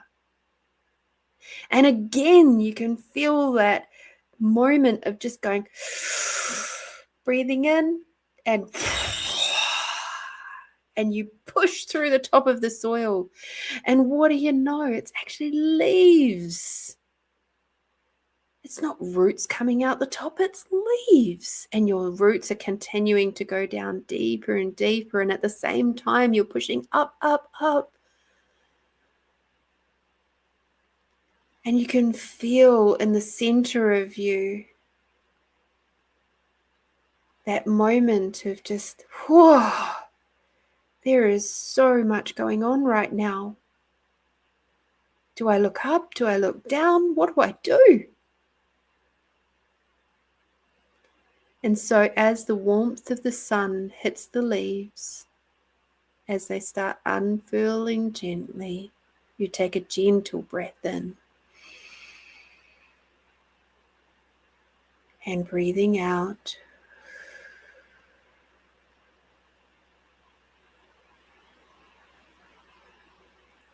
And the roots still push their way and grow more strands, and grow more finer roots so that they can take up that moisture and take up the nutrients, which sends it all the way up to those beautiful little leaves.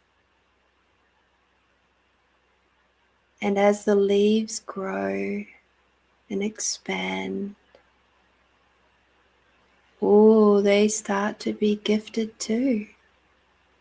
And they be gifted the magic of sunlight.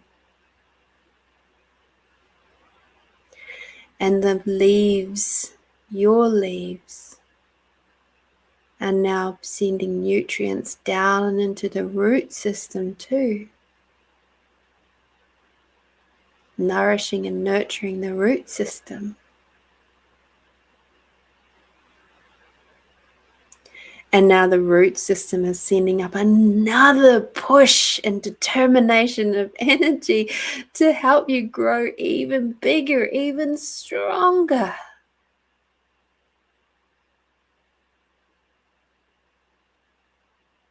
Growing out more leaves and more, and expanding out your width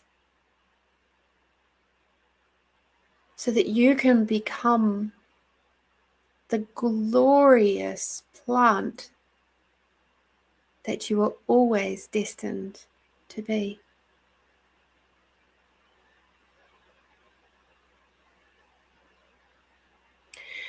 In this beautiful communion of the sunlight and the water, the rain, the love and the care of your higher self, and your own determination to be all that you desire to be is here the entire time. Receiving the nutrients of the earth around you.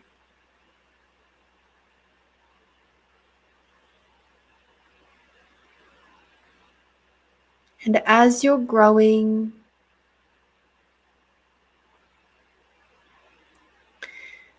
there's an annoying little bug that comes along and tries to nip at your leaves.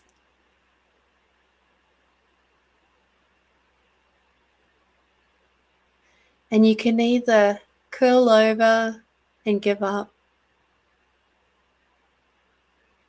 or trust and have faith in your higher self.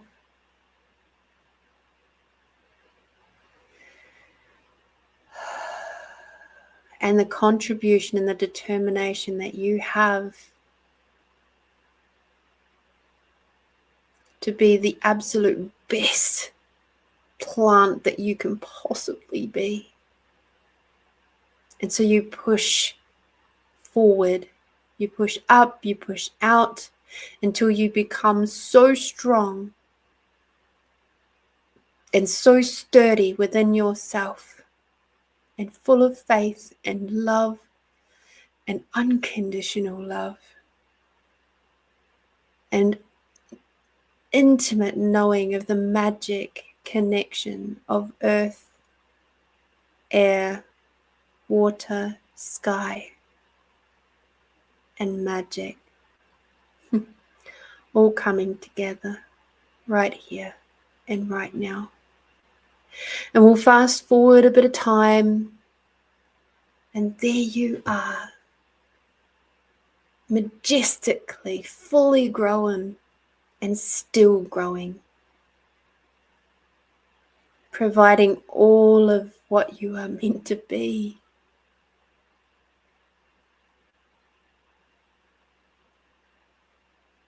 Now, whether you were a big tree or a flower or whatever, a fruit tree, it doesn't matter.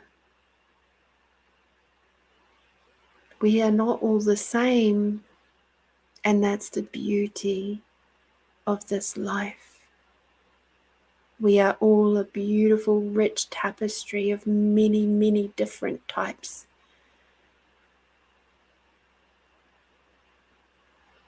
But it is your strength, your determination, and your faith and belief of continuing to move forward no matter the pressure, no matter the darkness, no matter the inconveniences that come along that try to keep you off of your path or divert you. Your determination is what keeps you moving forward and looking up and out.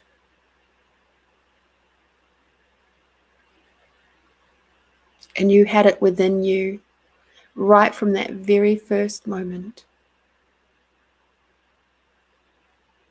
And you always will.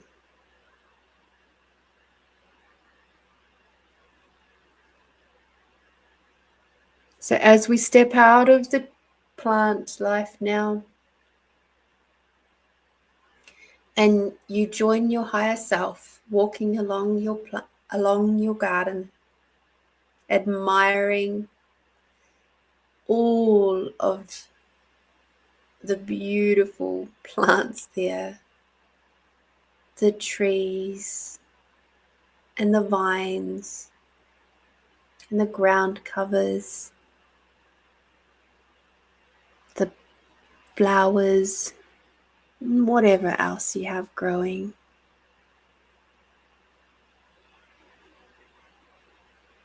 I'm going to give you this moment right now as we're with our higher selves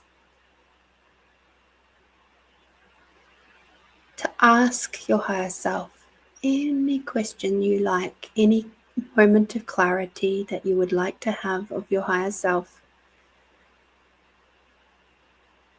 who has very intimate knowledge of all of your lifetimes, including your trials and your tribulations, and how they've impacted on your life now. I'm going to be quiet for just a little bit. Take this moment, this opportunity to ask your higher self any question you like.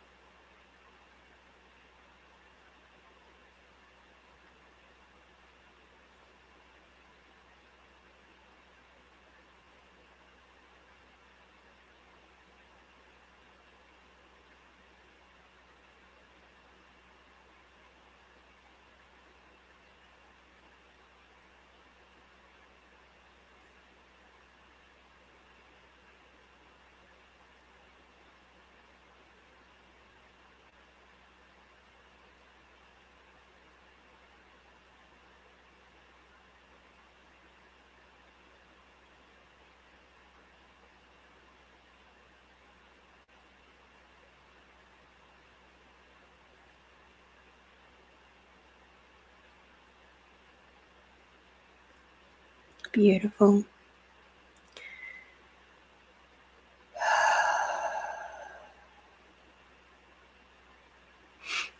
Give your higher self a big hug. It's doing a big job. You think your life is big and complicated? Imagine your higher self who has to manage all of the lifetimes. Keep an eye on everything. That's pretty big.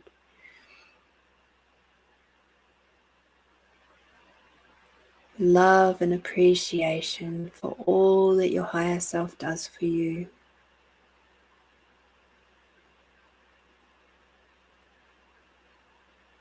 Giving you the nurturing when you require it.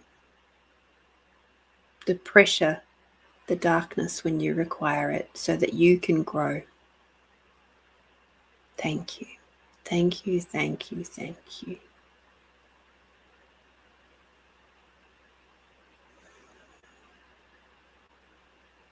And we wander out of the garden.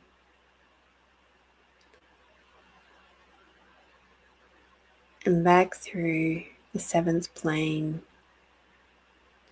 We float down through the opening of the seventh plane, down through the pink misty clouds, down through the rainbow jelly-like clouds, all the way back through to where you are today,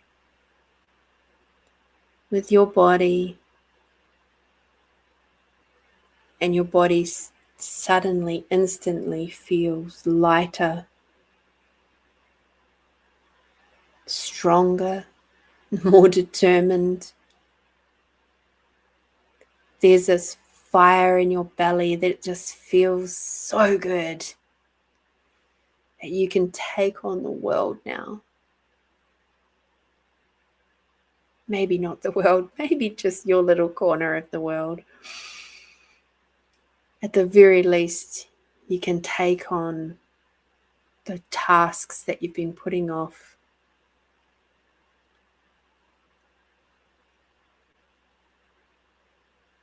And your little slice of the world, with your determination running the show, can become easier and lighter and more in balance. Have a big deep breath now.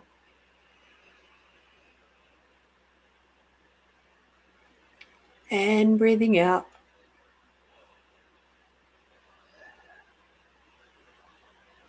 And breathing in, bringing Mother Earth energy all the way up through your body.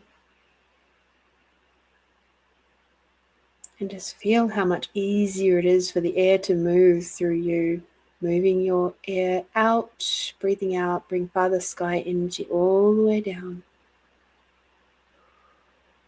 And just feel how different that feels. Breathing in, bringing Mother Earth and the unconditional love all the way up.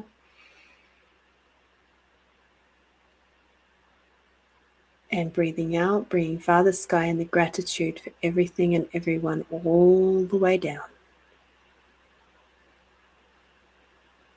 Beautiful. When you're ready, open your eyes.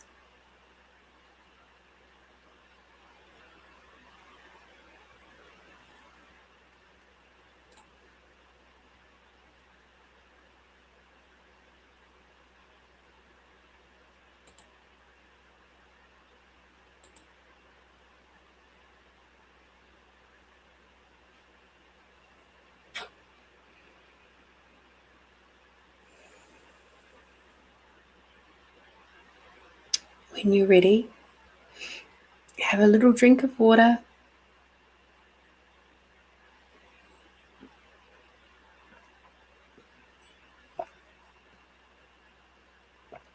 You might like to put a little bit of salt in your water.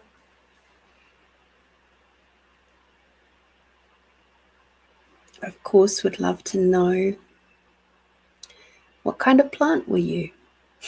What did you grow into?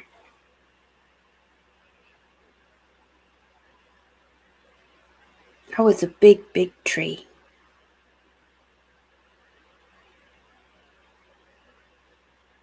Not surprising.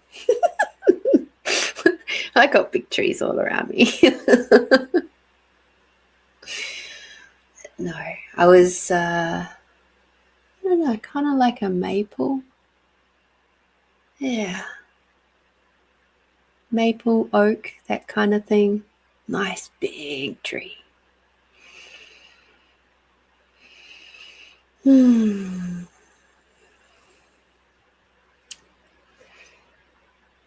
yes, please make sure you have some water now, because when we do energetic healing and shifting like we've just done, we use a lot of water and salt in our body. And so we have to replace it. Anyway, I hope you enjoyed that as much as I did. And I look forward to seeing your comments as they come through. Get out there this weekend and this week, but particularly this weekend, get out there, do something tasty for yourself, do something nice and lovely. And until I see you next time, be bold, be brave, and be you, my beautiful friends. Bye-bye for now.